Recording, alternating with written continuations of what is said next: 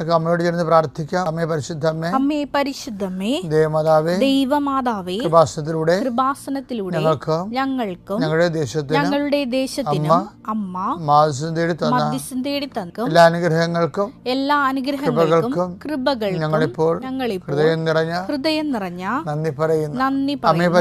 അമ്മേ പരിശുദ്ധമ്മേ, ദൈവമാതാവേ, 2004 ഡിസംബർ 7 ഉച്ചകഴിഞ്ഞ് 2:30 കൃപാസനത്തിൽ സംഭവിച്ച അമ്മയുടെ പ്രത്യക്ഷപ്പെടലിനെ കുറിച്ച് തിരുസഭയ്ക്ക് സമർപ്പിച്ചിരിക്കുന്ന പഠനരേഖകളുടെ മേൽ സഭാത്മകമായ പഠനം ആരംഭിക്കുവാൻ ഞങ്ങൾ പ്രാർത്ഥിക്കുന്നു. അമ്മേ പരിശുദ്ധമ്മേ, ഭൂസ്വർലോകങ്ങളുടെ രാജ്ഞിയായ അങ്ങേയ്ക്ക് ഭൗമ സംരക്ഷണത്തിനായി പ്രപഞ്ച പ്രകൃതിയെ തന്നെ തിരുസഭ പ്രതിഷ്ഠിക്കുവാൻ ഈ പ്രത്യക്ഷീകരണം വഴി ഇടയാക്കണമേ. പരിശുദ്ധമ്മേ, ജപമാല മാതാവേ, സകല കൃപാസനം പ്രാർത്ഥനകളോടും ചേർത്ത് ഞങ്ങളിപ്പോൾ പ്രാർത്ഥിക്കുന്ന ഈ കുടുംബത്തിന്റെ പ്രത്യേക നിയോഗം. മക്കളെ,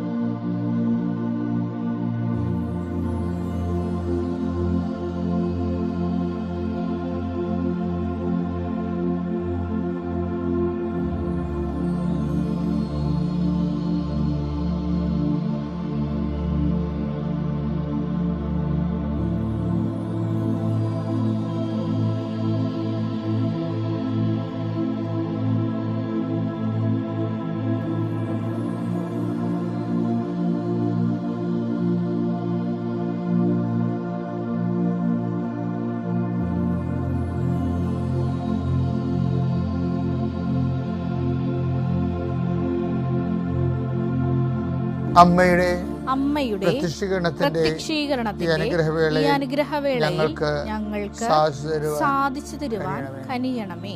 വിശ്വാസ പ്രമാണം. സർവശക്തനായ പിതാവും ആകാശത്തിന്റെയും ഭൂമിയുടെയും സൃഷ്ടാവുമായ ദൈവത്തിൽ ഞാൻ വിശ്വസിക്കുന്നു. അവിടുത്തെ ഏകപുത്രനും ഞങ്ങളുടെ കർത്താവുമായ ഈശോമിശിഹായിലും ഞാൻ വിശ്വസിക്കുന്നു. ഈ പുത്രൻ പരിശുദ്ധാത്മാവിനാൽ ഗർഭസ്ഥനായി കന്യകാമറിയത്തിൽ നിന്ന് പിറന്ന് പൊന്തിയോസ് പീലാത്തോസിന്റെ കാലത്ത് പീഡകൾ സഹിച്ച് കുരിശിൽ തറയ്ക്കപ്പെട്ട് മരിച്ച് അടക്കപ്പെട്ട് പാതാളങ്ങളിൽ ഇറങ്ങി മരിച്ചവരുടെ ഇടയിൽ നിന്ന് 3-ാം നാൾ ഉയർത്ത് സ്വർഗത്തിലേക്ക് എഴുന്നള്ളി സർവശക്തിയുള്ള പിതാവായ ദൈവത്തിന്റെ വലതുഭാഗത്തിരിക്കുന്നു. അവിടെ നിന്ന് ജീവിക്കുന്നവരെയും മരിച്ചവരെയും വിധിക്കുവാൻ വരുമെന്നും ഞാൻ വിശ്വസിക്കുന്നു. പരിശുദ്ധാത്മാവിലും ഞാൻ വിശ്വസിക്കുന്നു. വിശുദ്ധ കത്തോലിക്കാ സഭയിലും പുണ്യവാന്മാരുടെ ഐക്യത്തിലും പാപങ്ങളുടെ മോചനത്തിലും ശരീരത്തിന്റെ ഉയർപ്പിലും നിത്യമായ ജീവിതത്തിലും ഞാൻ വിശ്വസിക്കുന്നു. ആമേൻ. സ്വർഗ്ഗസ്ഥനായ ഞങ്ങളുടെ പിതാവേ, അങ്ങയുടെ നാമം പൂജിതമാകണമേ. അങ്ങയുടെ രാജ്യം വരണമേ. അങ്ങയുടെ തിരുമനസ് സ്വർഗത്തിലെ പോലെ ഭൂമിയിലും ആകണമേ. അന്നു വേണ്ടുന്ന ആഹാരം ഇന്ന് ഞങ്ങൾക്ക് തരണമേ. ഞങ്ങളോട് തെറ്റ് ചെയ്യുന്നവരോട് ഞങ്ങൾ ക്ഷമിക്കുന്നത് പോലെ ഞങ്ങളുടെ തെറ്റുകൾ ഞങ്ങളോടും ക്ഷമിക്കണമേ. ഞങ്ങളെ പ്രലോഭനത്തിൽ ഉൾപ്പെടുത്തരുതേ, തിന്മയിൽ ഞങ്ങൾ രക്ഷിക്കണമേ. ആമേൻ. നന്മ നിറഞ്ഞ മറിയമേ, സ്വസ്തി. കർത്താവ് അങ്ങയുടെ കൂടെ സ്ത്രീകളിൽ അങ്ങ് അനുഗ്രഹിക്കപ്പെട്ടവളാകുന്നു. അങ്ങയുടെ ഉദരത്തിൻ ഫലമായി ഈശോ അനുഗ്രഹിക്കപ്പെട്ടവനാകുന്നു. പരിശുദ്ധ മറിയമേ, തമ്പുരാന്റെ അമ്മേ, പാപികളായ ഞങ്ങൾക്ക് വേണ്ടി ഇപ്പോഴും ഞങ്ങളുടെ മരണസമയത്തും തമ്പുരാനോട് അപേക്ഷിക്കണമേ. ആമേൻ.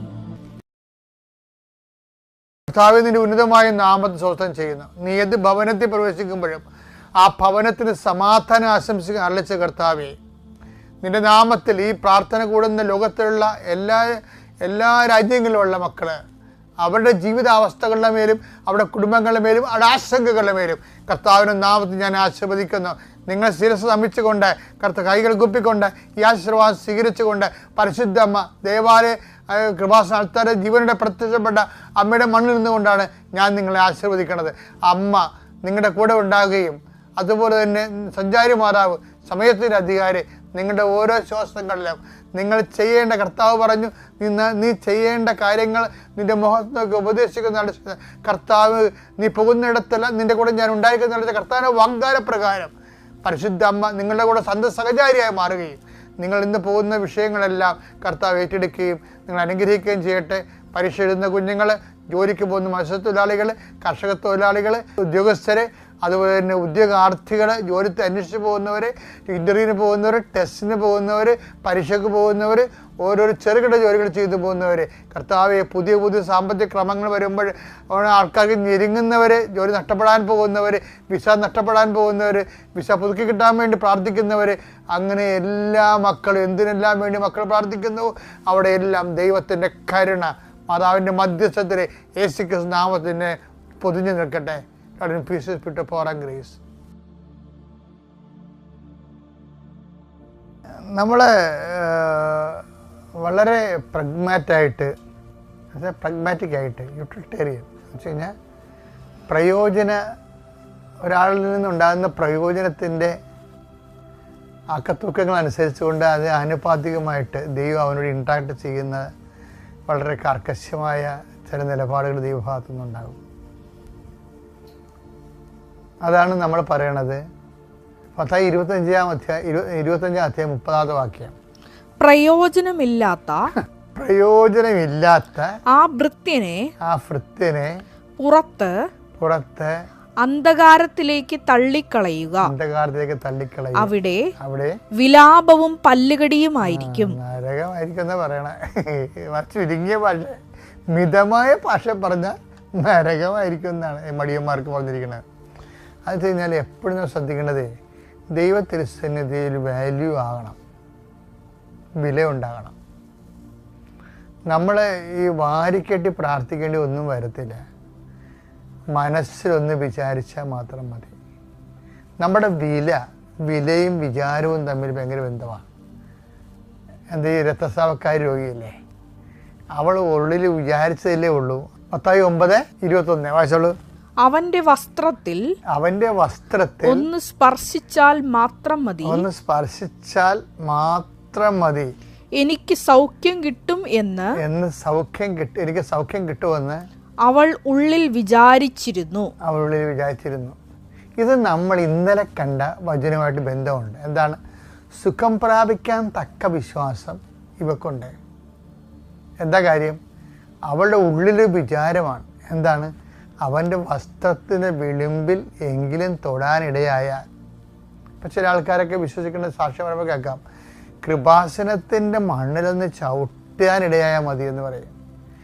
അപ്പോൾ ഒരു പ്രാവശ്യമല്ല, ഒത്തിരി പേര് സാക്ഷി ഇങ്ങനെ തന്നെ പറഞ്ഞിട്ടുണ്ട്. കാര്യം അമ്മമാതാവിൻ്റെ സന്നിധിയിലേക്കൊന്ന് ചെല്ലാനിടയായാൽ മതി എന്ന് പറയുമ്പോൾ തന്നെ അവർക്ക് തക്ക വിശ്വാസമാകും. അവരുടെ വിശ്വാസം ദൈവത്തിന് റെസ്പോണ്ട് ചെയ്യാൻ പറ്റുന്ന രീതിയിലേക്ക് അതിന് കൈയും കാലും എടുത്ത് പ്രാർത്ഥിക്കേണ്ട കാര്യമില്ല. അങ്ങനെയുള്ള വ്യക്തികൾ, ഇതുപോലെ നേരത്തെ പറഞ്ഞ പോലെ ദൈവത്തിന് പ്രയോജനമുള്ള വ്യക്തികളെ വെറുതെ ഉള്ളിലൊന്ന് ചുമ്മാ വിചാരിച്ചാൽ മതി, അവർ വിചാരിക്കാനും നടക്കും. അപ്പം ഏറ്റവും വലിയ എളുപ്പമാർഗം ദൈവത്തിന് ഒരു ദിവസം കടന്നു പോകുമ്പോൾ ഇന്നത്തെ ദിവസം നിങ്ങൾ ഒരു ഉദാഹരണം എടുത്തോ. ഇപ്പം ഞങ്ങളൊക്കെ 24 മണിക്കൂർ വർക്ക് ചെയ്യുന്നവരാണ്. അപ്പം ദൈവം അങ്ങനെ ആക്കിയതാണ്. രാവിലെ 5:30 തുടങ്ങുമ്പോൾ 5:30 ഞാനൊരു 4 മണിയൊക്കെ 4:30 എഴുന്നേക്കും. അപ്പോഴുള്ള ബലിവരും കാരണ നമസ്കാരം, ജവന്മാർ 2-3 ജവന്മാരൊക്കെ ചെല്ലും. ചെല്ലിയ ശേഷം ഞാൻ എൻ്റെ ജോലിക്ക് പ്രവേശിക്കും. പിന്നെ പള്ളി കുർബാനയ്ക്ക് പോകും. കുർബാന കഴിയുമ്പോൾ പിന്നെ കൗൺസിലിംഗ് അല്ലേ, ആൾക്കാരുമായിട്ട് പ്രാർത്ഥിക്കുകയല്ലേ. അത് 6-7 മണിവരെ പ്രാർത്ഥിക്കും. പിന്നെ രാത്രി നമ്മൾ സ്വകാര്യ പ്രാർത്ഥനകൾ. അപ്പോൾ ഇതിനുള്ളിൽ എന്തുമാത്രം ആത്മാക്കളെ വീണ്ടെടുക്കുകയും എന്തുമാത്രം പേർക്ക് ധൈര്യം കൊടുക്കുകയും ചെയ്യുമ്പോൾ നമുക്ക് ദൈവത്തിൻ്റെ സന്നിധിയിൽ ഒരു പിടിപാടായി. എന്താണ്? ദൈവത്തിൻ്റെ സന്നിധി നമ്മൾ ആദ്യം പറഞ്ഞ പോലെ എന്താണ്? പ്രയോജനമുള്ള വ്യക്തിയായി മാറി.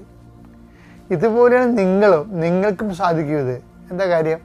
നിങ്ങളെ കുടുംബത്തിന് വേണ്ടിയും കുഞ്ഞുങ്ങൾക്കും ചെയ്യേണ്ട കാര്യങ്ങളെല്ലാം നിങ്ങൾ കർത്താവിൻ്റെ തിരുസന്നിധിയിൽ ദൈവമഹത്വത്തിന് വേണ്ടി കാഴ്ചവെക്കണം. തിരുക്കുമാരനുക്കും 1000 ഞങ്ങൾ നന്ദി പറയുന്നു. ഞങ്ങളിവിടെ വന്ന് ഉടമ്പടി എടുക്കാൻ കാരണം എൻ്റെ കയ്യിലെയും കാലിലെയും, ആദ്യം ഫസ്റ്റ് എൻ്റെ കാലിലെയാണ് അലർജി വന്നെന്ന് പറഞ്ഞാൽ കറുത്ത പാടുകളാണ് ആദ്യം വന്നത്.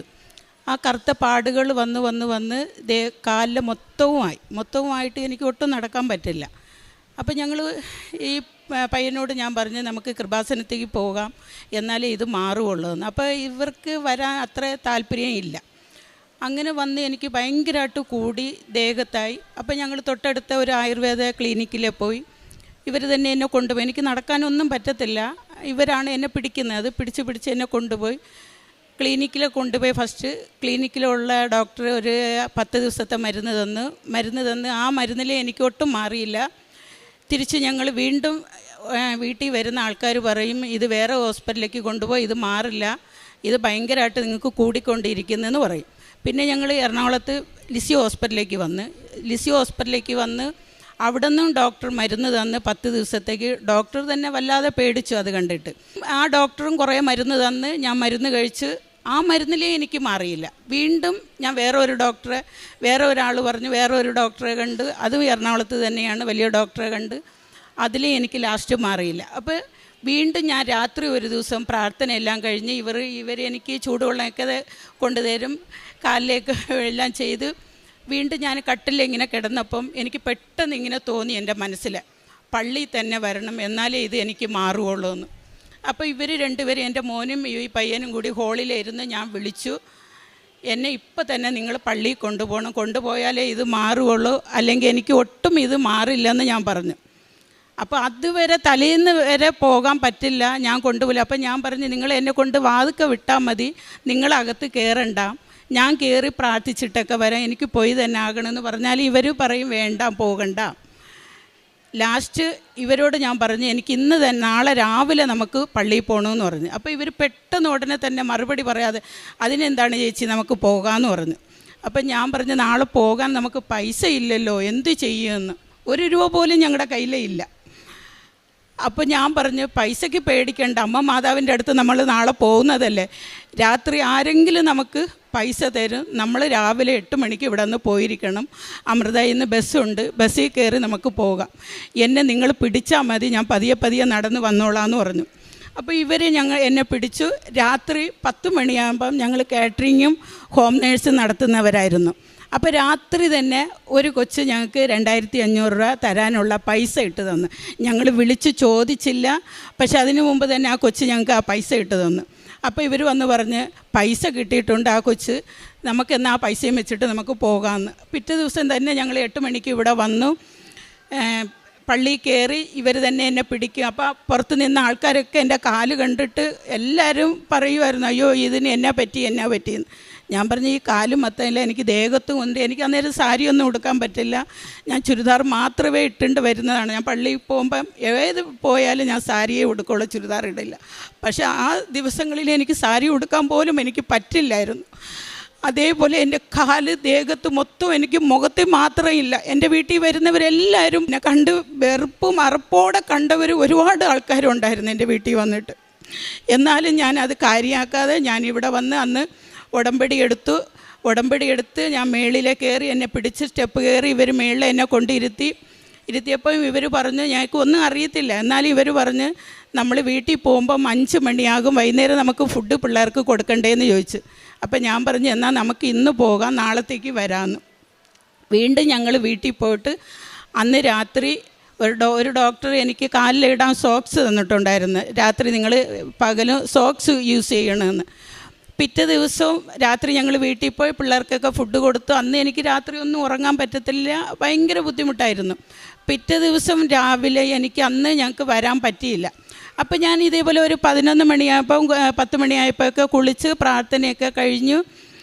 ഞാൻ ആ സോക്സ് എടുത്ത് ഞാൻ കാലിലിട്ടപ്പോൾ എൻ്റെ ഇടത്തെ കാലിലുള്ള ചെറുവിരലിൽ ആ നഖത്തിൽ പതിയെ ഒന്ന് സോക്സ് കയറി കുടുക്കിയപ്പോൾ തന്നെ എനിക്ക് ഭയങ്കര ശക്തിക്ക് വേദന എന്ന് പറഞ്ഞ് എൻ്റെ കാല് മുറിച്ച് പോകുന്നതുള്ള വേദനയായിരുന്നു. അത് പറഞ്ഞാൽ അറിയിക്കാൻ പറ്റില്ല, ആൾക്കാർ ഓർക്കും ഈ ചെറിയ വേദനയാണോ എന്ന്. പക്ഷെ അത് ഭയങ്കര ശക്തി. അപ്പോൾ എൻ്റെ കാല് ഞാൻ പൊക്കി പിടിച്ചിട്ട് എൻ്റെ കാല് ഒടിഞ്ഞു എന്ന് ഞാൻ ഭയങ്കരമായിട്ട് നിലവിളിച്ചു കരയുന്നു.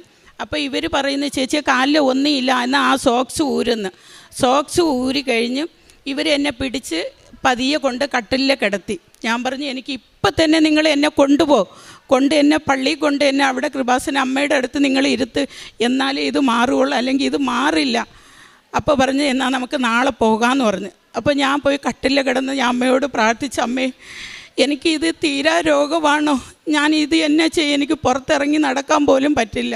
ആൾക്കാരെല്ലാവരും എന്നെ കണ്ടിട്ട് ഇങ്ങനെ പറയുമല്ലോ ഞാൻ എന്നെ ചെയ്യുമെന്ന്. വീണ്ടും ഞാൻ അന്ന് പ്രാർത്ഥിച്ച് ഒരു 5 മിനിറ്റ് പോലും കഴിഞ്ഞില്ല, എൻ്റെ വേദന എവിടെ പോയെന്ന് അറിയത്തില്ല. അതുവരെ ഞാൻ ഈ ഇടത്തെ കാല് പൊക്കി പിടിച്ചു വെച്ചിട്ടാണ് ഞാൻ ഇരുന്ന് കരഞ്ഞത്. എന്നിട്ട് ഞാൻ അപ്പം തന്നെ പറഞ്ഞു, ഇനി നമുക്ക് ദിവസങ്ങൾ നീട്ടിക്കൊണ്ട് പോകാൻ പറ്റത്തില്ല, നമുക്ക് നാളെ തന്നെ പോകണം. സത്യം പറഞ്ഞാൽ ഞങ്ങൾക്ക് പിറ്റേ ദിവസം വരാനും ഞങ്ങൾക്ക് പൈസ ഇല്ലായിരുന്നു. അന്ന് ഞങ്ങൾ വിഷമത്തോടെ ഞാൻ പ്രാർത്ഥിച്ചു. ഇവരോട് ഞങ്ങൾക്ക് പറയും, നിങ്ങൾ പേടിക്കണ്ടാടാ, നമുക്ക് അമ്മ ഉണ്ടല്ലോ, നമുക്ക് അമ്മ പൈസ തരും, ഏതെങ്കിലും രീതിക്ക് നമുക്ക് പൈസ തരും, നമുക്ക് നാളെ തന്നെ പോകണം, ഫുഡിൻ്റെ പിള്ളേർക്ക് ഫുഡില്ലെന്ന് വിളിച്ച് പറയണം. അപ്പോൾ ഞങ്ങൾ രാവിലെ ഇവിടെ വന്ന് 10 മണിക്കുള്ള ഇതിൽ ഞങ്ങൾ കൂടി ക്ലാസ് കൂടി എല്ലാം കഴിഞ്ഞ് ഞങ്ങൾ വീട്ടിൽ പോയി. അന്ന് രാത്രി എനിക്ക് മുട്ടുകുത്തി. അപ്പം ഞാൻ ടോയ്ലറ്റിൽ പോയി ഇപ്പം നോക്കിയപ്പോൾ എൻ്റെ ദേഹത്ത് മൊത്തവുമായി, കാലിൽ വന്ന് കയ്യിൽ വന്ന് മുഖത്തിൽ മാത്രം വന്നില്ല, ദേഹത്ത് കംപ്ലീറ്റ് എന്ന് പറഞ്ഞാൽ ഒരു സ്ഥലം പോലും ബാക്കിയില്ലാതെ എല്ലാ സ്ഥലത്തിലേയും വന്നു കഴിഞ്ഞിട്ട് ഞാൻ ടോയ്ലറ്റിൽ പോയിട്ട് ഇവിടെ വന്ന് അടുത്തിരുന്നപ്പോൾ ഞാൻ ഇതുങ്ങളോട് പറഞ്ഞു, എൻ്റെ മോനും ഉണ്ടായിരുന്നു, മോനെ എൻ്റെ ദേഹത്തൊക്കെ ആയിട്ടുണ്ട്, കയ്യിൽ കണ്ടോ, ദേഹത്ത് കണ്ടോ, എൻ്റെ ദേഹത്ത് മൊത്തവും ഇതേപോലെ ഞാൻ എന്നെ ചെയ്യുമെന്ന്. വീണ്ടും ഞാൻ പ്രാർത്ഥിച്ചു, എൻ്റെ അമ്മയുടെ അടുത്ത് വന്നതല്ലേ, എൻ്റെ അമ്മ എനിക്ക് മാറ്റിത്തരും. അമ്മ മാറ്റാത്തത് ഈ ലോകത്ത് ഒന്നും ഇല്ലല്ലോ, നമ്മൾ ആർക്കും ഒന്നും ചെയ്തിട്ടില്ല, ദ്രോഹം ഒന്നും ചെയ്തിട്ടില്ല. അമ്മയായിട്ടും എൻ്റെ കർത്താവും യേശുവും നമുക്ക് തന്നതാണ്. ആ വേദന ഞാൻ സഹിച്ചോളാം, എന്നെ നിങ്ങൾ ഇനി ഒരു ഹോസ്പിറ്റലിലേക്ക് പോലും കൊണ്ടുപോകരുതെന്ന് പറഞ്ഞു. ഞങ്ങൾ വീട്ടിൽ പോയി ഉടമ്പടി ഉപ്പും തൈലവും ഞാൻ രാത്രിയും പകലും ഇവർ കാണാതെ തന്നെ ദേഹത്ത് മൊത്തമൊക്കെ ഞാൻ തേക്കും. അപ്പോൾ എൻ്റെ മോൻ പറയും, അമ്മ ഇങ്ങനെ വാരി തേക്കല്ലേ, ഇത് 3 മാസത്തേക്കുള്ളതാണ്, തീർന്ന നമുക്ക് കിട്ടത്തില്ല, വാരി തേക്കല്ലേ, അമ്മയ്ക്ക് അതുമല്ല പുകച്ചിലെടുക്കുമെന്ന് പറയും. ഞാൻ പറഞ്ഞു പുകഞ്ഞാലും സാരമില്ല എന്ന് പറഞ്ഞിട്ട് ഞങ്ങൾ വീട്ടിൽ കൊണ്ടുപോയി. ഞാൻ എല്ലാ ദിവസവും രാവിലെയും വൈകുന്നേരമൊക്കെ വാരി തേക്കും, തേച്ചാലും ഭയങ്കരമായിട്ട് പുകച്ചിൽ. അപ്പോൾ വൈകുന്നേരം സന്ധ്യയ്ക്ക് ഞങ്ങൾ ഉടമ്പടി പ്രാർത്ഥന കൂടാൻ എനിക്ക് മുട്ടുകുത്തി ഇരിക്കാൻ പറ്റില്ല, എന്നാലും ഞാൻ മുട്ടുകുത്തും. അപ്പോൾ ഇവർ പറയും മുട്ടുകുത്തേണ്ട, കസേരയിൽ ഇരിക്കുന്നു. ഞാൻ പറഞ്ഞു, ഞാൻ ഇന്ന് വരെ അങ്ങനെ കസേര ഇരുന്ന് പ്രാർത്ഥിക്കത്തില്ല, നിങ്ങൾക്കറിയാമല്ലോ. അപ്പോൾ എൻ്റെ കാല് വേദനയ്ക്കും ഇരിക്കട്ടെ, ഞാൻ മുട്ടുകുത്തി തന്നെ പ്രാർത്ഥിക്കുമെന്ന്. ഞാൻ ആ വേദനയോടെ ഇരുന്ന് ഞാൻ മുട്ടുകുത്തി പ്രാർത്ഥിക്കും. പ്രാർത്ഥിച്ച് കഴിഞ്ഞിട്ട് പിടിച്ച് ഇവർ എന്നെ കസേരയിൽ ഇരുത്തും. അത് ഏറ്റവും വലിയ സാക്ഷ്യമാണ് എനിക്കത് കിട്ടിയത്.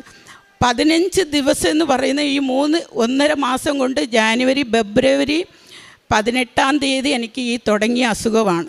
ഈ അസുഖം മാർച്ച് മാസം ആയപ്പോൾ തന്നെ എൻ്റെ കയ്യിലുള്ളത് കാലിലുള്ളത് ഉടമ്പടി എടുത്ത് ഒരു 10-15 ദിവസം കഴിയും മുമ്പേ മാറി. അപ്പോൾ ഞങ്ങളുടെ വീട്ടിൽ ചപ്പാത്തി കൊണ്ടുവരുന്ന ആ ചേട്ടനൊക്കെ പറഞ്ഞു, അയ്യോ കാലിലെയും കയ്യിലുള്ളതൊക്കെ മാറിയല്ലോ, കയ്യിലുള്ളത് പെട്ടെന്ന് പോയല്ലോ ജെസ്സി. ഞാൻ പറഞ്ഞു, ഞാൻ പള്ളിയിൽ പോയി ഉടമ്പടി എടുത്തു, അങ്ങനെയാണ് എനിക്ക് കംപ്ലീറ്റ് ഇപ്പോൾ മാറിയത് ചേട്ടാ, ഇപ്പോൾ കാലിൽ മാത്രമേ ഉള്ളൂ എന്ന് പറഞ്ഞു. അത് ഭയങ്കര സാക്ഷ്യമാണെന്ന് പറഞ്ഞാൽ ഭയങ്കര, അത് പറയാൻ പറ്റാത്തതാണ്. കാലും കൈയൊക്കെ കണ്ട ആൾക്കാർ അറച്ചു പോകും, അതേപോലുള്ള ഇതായിരുന്നു എൻ്റെ കാലിൽ. അത് കഴിഞ്ഞിട്ട് ഞങ്ങൾ ഒരു 4 വർഷം കൊണ്ട് വീട്ടിൽ വാടകയ്ക്ക് താമസിക്കുമായിരുന്നു, ഒരു വീട്ടിൽ ഇടപ്പള്ളിയിലെ പോണേക്കരയിൽ.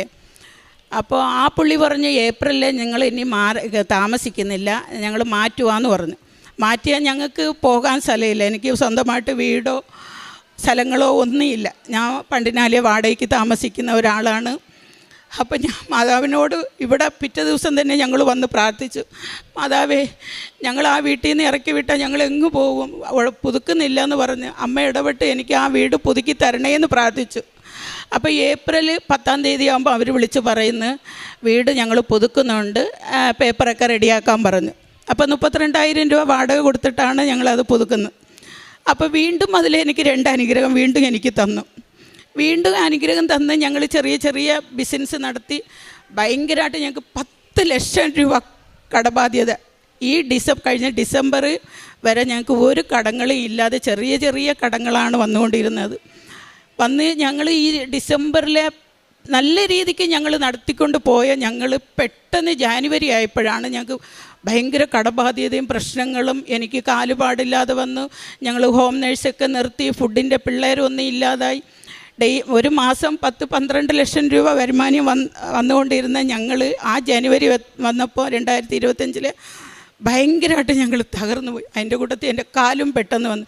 അത് എൻ്റെ വിശ്വാസം, എൻ്റെ അമ്മ മാതാവ് എന്നെ ഇവരെ കൊണ്ട് ഇവിടെ എത്തിക്കാനുള്ള അനുഗ്രഹം എനിക്ക് തന്നതാണ്. അതല്ലെങ്കിൽ ഞങ്ങൾക്ക് പെട്ടെന്ന് ഞാൻ അതിനു മുമ്പേ ഡിസംബറിലേക്കും എല്ലാം ഞാൻ എപ്പോഴും പറയും നമുക്ക് ഒരു ദിവസം പോകണമെന്ന്, ഇവർ കൊണ്ടുവരത്തില്ല എന്ന് വാശി പിടിക്കുമായിരുന്നു. ഇപ്പം ഇവരും ഉടമ്പടിയിലാണ്. ഇപ്പം വീണ്ടും 10-ാം തീയതി വന്നപ്പോൾ അപ്പോൾ 2 സാക്ഷ്യം അത് എനിക്ക് നിറവേറ്റി തന്നു, എൻ്റെ അമ്മ മാതാവും എൻ്റെ ഈശോയും. ഇപ്പോൾ വീണ്ടും 10-ാം തീയതി ആയപ്പോൾ 75,000 രൂപ ഞങ്ങൾ വാടക കൊടുക്കാനും, അപ്പോൾ 46,000 രൂപ വെള്ളത്തിൻ്റെ പൈസയും കൊടുക്കാനുണ്ട്. അപ്പോൾ പുള്ളി തീർത്തും വിളിച്ച് പറഞ്ഞു, ഇനി നിങ്ങൾ താമസിക്കുന്നില്ല, നിങ്ങൾ 10-ാം തീയതി മാറണമെന്ന് പറഞ്ഞു. ഞാൻ പറഞ്ഞു ഇതേപോലെ തന്നെ ഉച്ചയ്ക്കും രാത്രിയും പകലും എല്ലാം ഞങ്ങളിരുന്ന് പ്രാർത്ഥിക്കും. കറക്റ്റ് 2:30 അമ്മ പ്രത്യക്ഷപ്പെട്ട സമയമാണ് 2:30 മണി. ഈ 2:30 മണിക്ക് എനിക്ക് കാലുപാടില്ലെങ്കിലും ഞാൻ മുട്ടുകുത്തി 1/2-3/4 മണിക്കൂർ ഞങ്ങളിരുന്ന് പ്രാർത്ഥനയും ബൈബിള് വായിക്കാനും വിശ്വാസ പ്രമാണം ചൊല്ലും, പ്രത്യക്ഷ പ്രാർത്ഥന എല്ലാം ചൊല്ലി ഞങ്ങൾ 2 പേരും എൻ്റെ മകനുമായിട്ട് ഇരുന്ന് പ്രാർത്ഥിക്കും. മകനില്ലാത്ത സമയം ഞങ്ങളത് കറക്റ്റായിട്ട് ഞങ്ങൾ ആ 2:30ക്ക് ഞാൻ പ്രാർത്ഥിക്കും. അമ്മേ ഞങ്ങൾ ഇതുവരെയും കാത്തുരക്ഷിച്ചു. ഇനി 10-ാം തീയതി ഞങ്ങൾ എവിടെ പോകാൻ സ്ഥലമില്ല. വേറെ വീടെടുക്കാനുള്ള എനിക്ക് ഒരു വഴിയും ദൈവം എനിക്ക് കാണിച്ചു തന്നിട്ടില്ല. വീടെടുക്കാനുള്ള വേറെ വീട് നോക്കുമ്പം 50,000 60,000 ടോക്കൺ അഡ്വാൻസ് കൊടുക്കണം, 20,000 35,000 രൂപ വാടക കൊടുക്കണം. എനിക്കത് പറ്റില്ല. ഞങ്ങളൊരു മേളിലെ ഹോസ്റ്റൽ നടത്തുന്നവരാണ്. അപ്പോൾ ഈ പിള്ളേരെയൊക്കെ നമുക്ക് പറഞ്ഞു വിടാൻ എനിക്ക് ഭയങ്കര വിഷമമാണ്. ഞാൻ മേളിലേക്ക് ഞാൻ ഉപ്പ് കൊണ്ട് വിതറും, താഴേക്ക് ഞങ്ങൾ ഉപ്പിട്ടൊക്കെ പ്രാർത്ഥിക്കും. എല്ലാ ദിവസവും കരഞ്ഞു തന്നെ ഞാൻ പ്രാർത്ഥിക്കുമായിരുന്നു. പ്രാർത്ഥിച്ച് ഞങ്ങൾക്ക് ഒരു വീട് കിട്ടി 50,000. പക്ഷേ ആ 50,000 രൂപയ്ക്കും ടോക്കൺ 1,500 രൂപ ഞങ്ങൾ കൊടുത്തപ്പോൾ തന്നെ ഞാൻ വീണ്ടും അമ്മയോട് പറഞ്ഞു, എനിക്ക് വേറെ വീട് വേണ്ട, എനിക്ക് ഈ വീട്ടിൽ തന്നെ താമസിക്കണം. ഈ വീട്ടിൽ താമസിച്ചാലേ എനിക്ക് പള്ളിയിൽ പോകാനൊക്കെ എനിക്ക് അടുത്ത് നടന്ന് പോകാൻ പറ്റുള്ളൂ, ദൂരേക്കൊന്നും പോകാൻ പറ്റില്ല. എനിക്ക് ഇവിടെ വരണമെങ്കിലും എനിക്ക് അടുത്ത് ഈ വീട് തന്നെ വേണം. എനിക്ക് വേറെ വീട്ടിൽ പോയി താമസിക്കാൻ ഇനി എനിക്ക് ഒട്ടും പറ്റത്തില്ല. ഞങ്ങൾക്ക് പ്രാർത്ഥനയാണെങ്കിലും എല്ലാ കാര്യങ്ങളും ഈശോനെയും മാതാവിനെയും വീട്ടിൽ ഞങ്ങൾ വെച്ച് പ്രാർത്ഥിക്കുന്ന ആളാണ് ഞങ്ങൾ 2 പേരും. അപ്പോൾ അതുകൊണ്ട് എനിക്ക് ഇതേപോലെ വേറെ എവിടെ കൊണ്ടുപോയാലും എനിക്ക് അമ്മേനെ പ്രാർത്ഥിക്കാൻ പറ്റില്ല. ഞാൻ എന്നും അമ്മയെ കെട്ടിപ്പിടിച്ച്, മാതാവിൻ്റെ രൂപം അവിടെ വീട്ടിലുണ്ട്, കെട്ടിപ്പിടിച്ച് ഞാൻ കരയും. എനിക്ക് പ്രാർത്ഥിക്കണ്ടേ, എന്നെ വേറെ വീട്ടിൽ നിങ്ങൾ അമ്മ കൊണ്ടുപോകല്ലേ, എനിക്ക് ഈ വീട് മതി എന്ന് പറഞ്ഞ് ഞാൻ കരഞ്ഞ് ഞാൻ പ്രാർത്ഥിക്കും. ഉച്ചയ്ക്കൊക്കെ നിലവിളിച്ച് കരഞ്ഞ് ഒച്ചത്തിൽ പ്രാർത്ഥിച്ച് ആ വീടിനുള്ള അവർ പറഞ്ഞു 50,000 65,000 ഒന്നിച്ച് തന്നാലേ ആ വീട് തരുവുള്ളൂ എന്ന്. അപ്പോൾ ആ വീട് ക്യാൻസലായി വന്നപ്പം വെള്ളിയാഴ്ചയ്ക്കെന്ന് 10-ാം തീയതി അല്ല 8-ാം തീയതി വെള്ളിയാഴ്ചയ്ക്കെന്ന് അലമാരി ഞങ്ങൾ സാധനങ്ങളെല്ലാം പിറക്കി ഓരോന്നോരോന്നാ ഒതുക്കി പിറക്കി വെച്ച് കെട്ടി വെക്കുക മാറാൻ വേണ്ടിയിട്ട്. 10-ാം തീയതി ആൾ വരുമല്ലോ മാറിക്കൊടുക്കണ്ടേന്ന്. അലമാരിയിൽ നിന്ന് എല്ലാം ഒതുക്കി ടിവിയും സാധനങ്ങളെല്ലാം ഈ പയ്യനെല്ലാം അടുക്കി പിറക്കി എല്ലാം എടുത്തു വെച്ചു. 75,000 കൊടുത്താൽ നമുക്ക് നിൽക്കാം. 75,000 എങ്ങനെ കൊടുക്കും? 75 പൈസ ഇല്ല ഞങ്ങളുടെ കയ്യിൽ. അപ്പോൾ ഞങ്ങളുടെ അടുത്തുള്ള ആ ബ്രോക്കർ ചേട്ടൻ വന്ന് പറഞ്ഞു, ജെസ്സി നിങ്ങൾ ഈ വാരിക്കെട്ടിയുണ്ട് എല്ലാം എങ്ങോട്ട് പോകും? ഞാൻ പറഞ്ഞു അറിയില്ല ചേട്ടാ, എവിടെയാണെന്നൊന്നും എനിക്കറിയില്ല. പിന്നെ എന്നെ കൈവിടത്തില്ല എൻ്റെ മാതാവ്. ഞാൻ അതേപോലെ വിശ്വാസത്തോടെ പ്രാർത്ഥിക്കുന്ന ആളാണ്, എന്നെ കൈവിടല്ല, എനിക്ക് ഈ വീട് തന്നെ കിട്ടും. അങ്ങനെ പ്രാർത്ഥിച്ചിരുന്നപ്പോൾ ഞാൻ മനസ്സിൽ ഓർത്ത് എല്ലാവരോടും ഇച്ചിരി പൈസ ചോദിച്ചു നോക്കാം, നമ്മൾ കാറ്ററിംഗ് നടത്തുന്നവരാണല്ലോ, നമുക്ക് പൈസ തിരിച്ച് മറിച്ച് കൊടുക്കാമെന്ന്. അപ്പോൾ എൻ്റെ അനിയത്തിയുടെ മോളെ ഞാൻ വിളിച്ച് ചോദിച്ച്, അവൾ 35,000 രൂപ തന്ന്, വേറെ ഫുഡിൻ്റെ അമ്മച്ചിമാരെയൊക്കെ വിളിച്ച് ചോദിച്ച് എല്ലാവരും കൂടി എനിക്ക് 75,000 രൂപ തന്നു. പക്ഷെ അത് തന്നെ എവിടെ നിന്ന് കിട്ടിയെന്ന് തന്നെ എനിക്കറിയത്തില്ല. എൻ്റെ അമ്മ മാതാവ് ഇടപെട്ട് എൻ്റെ കർത്താവും എൻ്റെ ഈശോയും എനിക്ക് ഇടപെട്ട് അത് എനിക്ക് മേടിച്ച് തന്നതാണ്. ആ 75,000 രൂപയും ഞങ്ങൾ ഓണർക്ക് ഇട്ടുകൊടുത്ത് പിറ്റേ ദിവസം തന്നെ പറഞ്ഞ് അവർ കണ്ടിന്യൂ ചെയ്യട്ടെ, ഇനി കുഴപ്പമില്ല, ഇതേപോലെ തന്നെ അവർ പോയാൽ മതിയെന്ന്. അതിന് തന്നെ 100 നന്ദി പറഞ്ഞാലും 1000 നന്ദി പറഞ്ഞാലും തീരില്ല. അത് 3ാമത്തെ സാക്ഷ്യമാണ്. പിന്നെ ഞാൻ എൻ്റെ പിറന്നാളായിരുന്നു 2 മാസത്തേക്ക് മുമ്പ്. ഞങ്ങളുടെ കയ്യിൽ ഈ 1 രൂപ പോലും ഇല്ല. അപ്പം ഞങ്ങൾ മോളുടെ അടുത്ത് വീട്ടിൽ പോയിട്ട് വന്നപ്പോൾ ഞാൻ പറഞ്ഞു, എൻ്റെ മാതാവേ എൻ്റെ പിറന്നാളല്ലേ നാളെ, എനിക്കൊരു 1000 രൂപ പോലും ഇല്ല, ഒരു കേക്ക് മേടിക്കാൻ പോലും എൻ്റെ കയ്യിൽ പൈസ ഇല്ല, എന്നെ ചെയ്യുന്നൊക്കെ ഓർത്തു. ആ രാത്രി ഒന്നുമില്ല. പിറ്റേ ദിവസമാണ് എൻ്റെ പിറന്നാൾ. 3 മണിയായപ്പം എൻ്റെ അക്കൗണ്ടിൽ നിന്ന് 1000 രൂപ വന്നു. എവിടെ നിന്ന് വന്നു ഏത് വന്നു എന്നൊന്നും അറിയില്ല. അപ്പം ഞാൻ പറഞ്ഞു, ഇത് എനിക്ക് 1000 രൂപ അമ്മ മാതാവ് എനിക്ക് തന്നതാണ്, ഞാൻ അടുത്ത് പോയി നിന്ന് കരഞ്ഞ് പ്രാർത്ഥിച്ചതല്ലേ, എനിക്ക് കേക്ക് മേടിക്കാൻ പോലും എനിക്ക് പൈസ ഇല്ല, ഒരു 1000 രൂപ കേക്ക് മേടിക്കാൻ തരണേന്ന്. അപ്പോൾ ഈ 1000 രൂപ എവിടെ നിന്ന് എനിക്ക് കിട്ടിയെന്നറിയില്ല, തന്നു. അപ്പം ഞങ്ങൾ എല്ലാ ആഴ്ചയും കാരുണ്യ പ്രവൃത്തി ഞങ്ങൾ ചെയ്യാൻ പോവും. കാല് പാടില്ലെങ്കിലും ഞങ്ങളെ പിടിച്ച് ഇവർ എന്നെ ഓട്ടോയിൽ കയറ്റി കൊണ്ടുപോകും. ഉടമ്പടി ഉപ്പു തൈലവും എല്ലാം ഞങ്ങൾ വീട്ടിലേയും വിതറും. കാരുണ്യ പ്രവൃത്തി പത്രം ഒരു മാസത്തിൽ ഞങ്ങൾ 2-3 പ്രാവശ്യം ഞങ്ങൾ ഇവിടെ വരും. കാലുപാടിലാണെങ്കിലും വന്ന് ഇവരെന്നെ കൂട്ടിക്കൊണ്ട് വന്ന് പത്രവും മേടിച്ച് ഞങ്ങൾ എല്ലാ ഹോസ്പിറ്റലിലും കയറി ഇറങ്ങി ഞങ്ങൾ കൊടുക്കും. ഹോസ്പിറ്റലിലൊക്കെ ഞങ്ങൾ ഫുഡ് കൊടുക്കും, ചോറ് കൊടുക്കും. പിന്നെ ഞങ്ങളുടെ അടുത്ത് ഒരു പാവപ്പെട്ട ഓട്ടോ ചേട്ടനുണ്ട്. ഓട്ടോ ചേട്ടന് ഞങ്ങളുടെ ഉള്ളതിലെ വീതം പുള്ളിക്ക് എല്ലാ ദിവസമാണെങ്കിലും ആഴ്ചയ്ക്കാണെങ്കിലും ഞങ്ങളുടെ കഴിഞ്ഞുള്ളത് കൊടുക്കും. അനാഥാലയ കുട്ടികൾക്ക് സ്നാക്സൊക്കെ മേടിച്ച് കൊടുക്കും. പിന്നെ അവിടെ പോയിട്ട് പിള്ളേരെ കണ്ട് വർത്താനമൊക്കെ പറഞ്ഞ് ഞങ്ങൾ സംസാരിച്ച് പിള്ളേർ പറയുന്ന സാധനങ്ങളൊക്കെ ചിലപ്പോൾ കുട്ടികളൊക്കെ പറയും വാച്ച് വേണം, വളയൊക്കെ വേണം എന്നൊക്കെ. അതെല്ലാം ഞങ്ങൾ മേടിച്ച് ഭംഗിയായിട്ട് ഞങ്ങൾ കൊണ്ടു കൊടുക്കും. ഇതുവരെയിലും ഞങ്ങൾക്ക് തന്ന എല്ലാ അനുഗ്രഹത്തിനും ഞങ്ങൾ ഈശോയോടും എൻ്റെ അമ്മ മാതാവിനോടും ഞങ്ങൾ നന്ദി പറയുന്നു. പിന്നെ എനിക്ക് ഇനി വേറെ ഒന്ന് പറയാനുള്ളത്, ഞാൻ അമ്മയോട് എന്നും പറഞ്ഞിട്ടുണ്ട്, എനിക്ക് എത്ര പാടില്ലെങ്കിലും ഞാൻ മുട്ടുകുത്തി പ്രാർത്ഥിക്കും. അതിനുള്ള എനിക്ക് അനുഗ്രഹം എനിക്ക് തരണം. പിന്നെ വീട്ടിലെ ഫുഡ് ഉണ്ടാക്കാനുള്ള അനുഗ്രഹവും കൂടി എനിക്ക് തരണം എന്ന് ഞാൻ പ്രാർത്ഥിച്ചു. എനിക്കിപ്പോൾ എൻ്റെ കയ്യിലേയും കാലിലേയും ഞങ്ങൾ ഫോട്ടോ എടുത്ത് വെച്ചിരുന്നു. എൻ്റെ ഫോൺ കംപ്ലൈൻ്റ് ആയതുകൊണ്ട് അതിൽ കാണാൻ പറ്റില്ല. അതേപോലെ ഉണ്ട്. ഇത് വലിയ വലിയ അനുഗ്രഹമാണ് എനിക്ക് തന്നിരിക്കുന്നത്. ഇനി ഞാൻ ജീവിതകാലം മുഴുവനും എൻ്റെ അമ്മയോടും എൻ്റെ ഈശോയോടും കൂടെ തന്നെ ജീവിക്കാൻ ഞാൻ ആഗ്രഹിക്കുന്നു. അതേപോലെ തന്നെ എനിക്ക് ജീവിക്കണം. യെശയ്യാ പ്രവാചകൻ്റെ പുസ്തകം 40, 29, 30. തളർന്നവന് അവിടുന്ന് ബലം നൽകുന്നു, ദുർബലന് ശക്തി പകരുകയും ചെയ്യുന്നു. യുവാക്കൾ പോലും തളരുകയും ക്ഷീണിക്കുകയും ചെയ്തേക്കാം, ചെറുപ്പക്കാർ ശക്തിയറ്റി വീഴാം.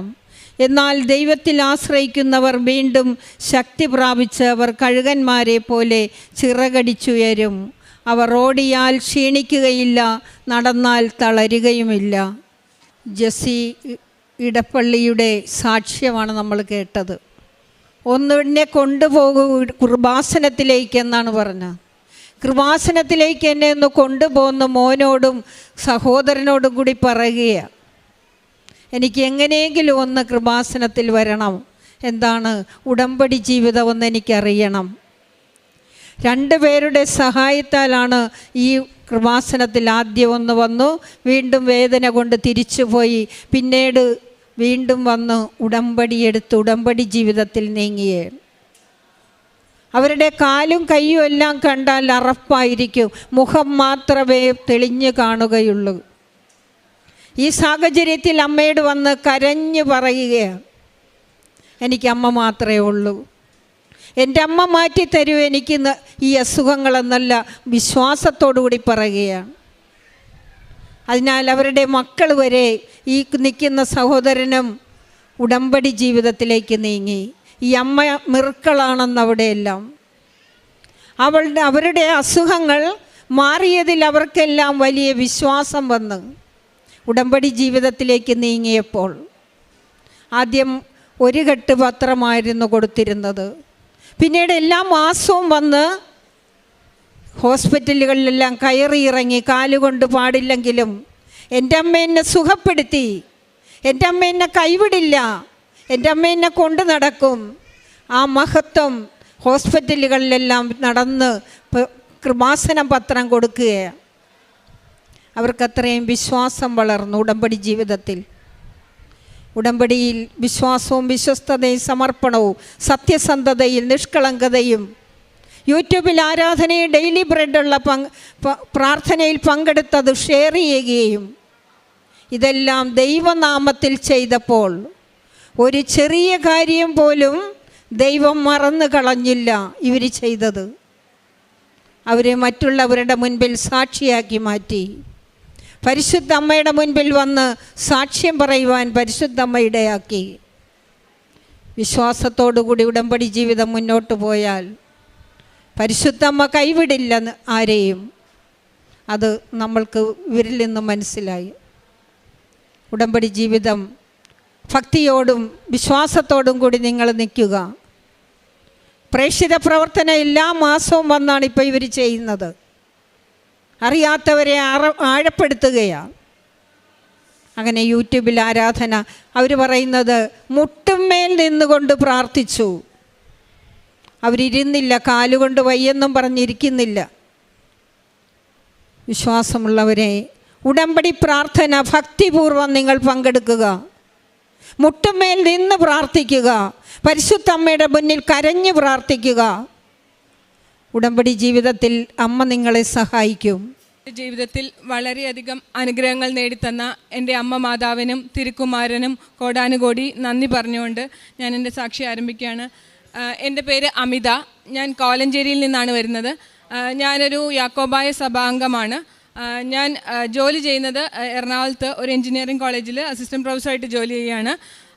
എനിക്ക് ആദ്യമായിട്ട് പറയാനുള്ളത്, ഞാൻ ഉടമ്പടി എടുത്തത് 2022 നവംബർ മാസം 9-ാം തീയതിയാണ്. ഇതെൻ്റെ 10ാമത്തെ പുതുക്കലാണ്. ഞാൻ ഉടമ്പടി എടുത്ത കുറച്ച് മാസങ്ങൾക്ക് ഞാൻ ആദ്യമൊക്കെ ഞാൻ യാക്കോബായ വിശ്വാസി ആയതുകൊണ്ട് തന്നെ എനിക്ക് കൊന്ത ചെല്ലുന്നത് ഞാൻ അത്ര സ്ഥിരമായി കൊന്ത ചെല്ലില്ലായിരുന്നു. ഞങ്ങൾക്ക് അങ്ങനത്തെ ഒരു വിശ്വാസം അന്ന് ഉണ്ടായിരുന്നില്ലാത്തതുകൊണ്ട് അങ്ങനെ ഞാൻ ചെല്ലാറില്ലായിരുന്നു. ഇടയ്ക്കൊക്കെ എന്നാലും ചൊല്ലും, ബുക്കൊക്കെ നോക്കിയിട്ട് ഇടയ്ക്കൊക്കെ എന്നാലും ചൊല്ലും. ഇടയ്ക്ക് എന്തെങ്കിലും ആവശ്യങ്ങൾ വരുമ്പോൾ ചൊല്ലുന്ന പോലെ ആയിരുന്നു ചൊല്ലിക്കൊണ്ടിരുന്നത്. അപ്പോൾ എനിക്ക് ഇതിങ്ങനെ ചൊല്ലേണ്ട ആവശ്യമുണ്ടോ അങ്ങനത്തെ ഒരു സംശയമൊക്കെ മനസ്സിലുണ്ടായിരുന്നു. പക്ഷേ ഒരു ദിവസം ഞാനിവിടെ കൃപാസനത്തിൽ നിന്ന് പക്ഷേ ഞാൻ കൊന്ത വാങ്ങിച്ചുകൊണ്ട് പോയിട്ടുണ്ട്. ഞാനപ്പോൾ അത് കൊന്ത വാങ്ങിച്ച് ഇടയ്ക്ക് ചൊല്ലും. അത് കഴിഞ്ഞിട്ട് ഞാൻ എൻ്റെ ഷെൽഫിൽ അത് തൂക്കിയിട്ടിട്ടുണ്ടായിരുന്നു. ഒരു ദിവസം ഞാനും എൻ്റെ ഹസ്ബൻഡും ജോലി കഴിഞ്ഞ് വീട്ടിൽ വരുന്ന സമയത്ത് ഹസ്ബൻഡ് കുട്ടികൾ തറവാട് വീട്ടിലായിരുന്നു, അവരെ വിളിക്കാനായിട്ട് പോയി. ഞാൻ വാതിൽ തുറന്ന് അകത്ത് കയറി. അപ്പോൾ എനിക്ക് ചെറിയൊരു സുഗന്ധം തോന്നി.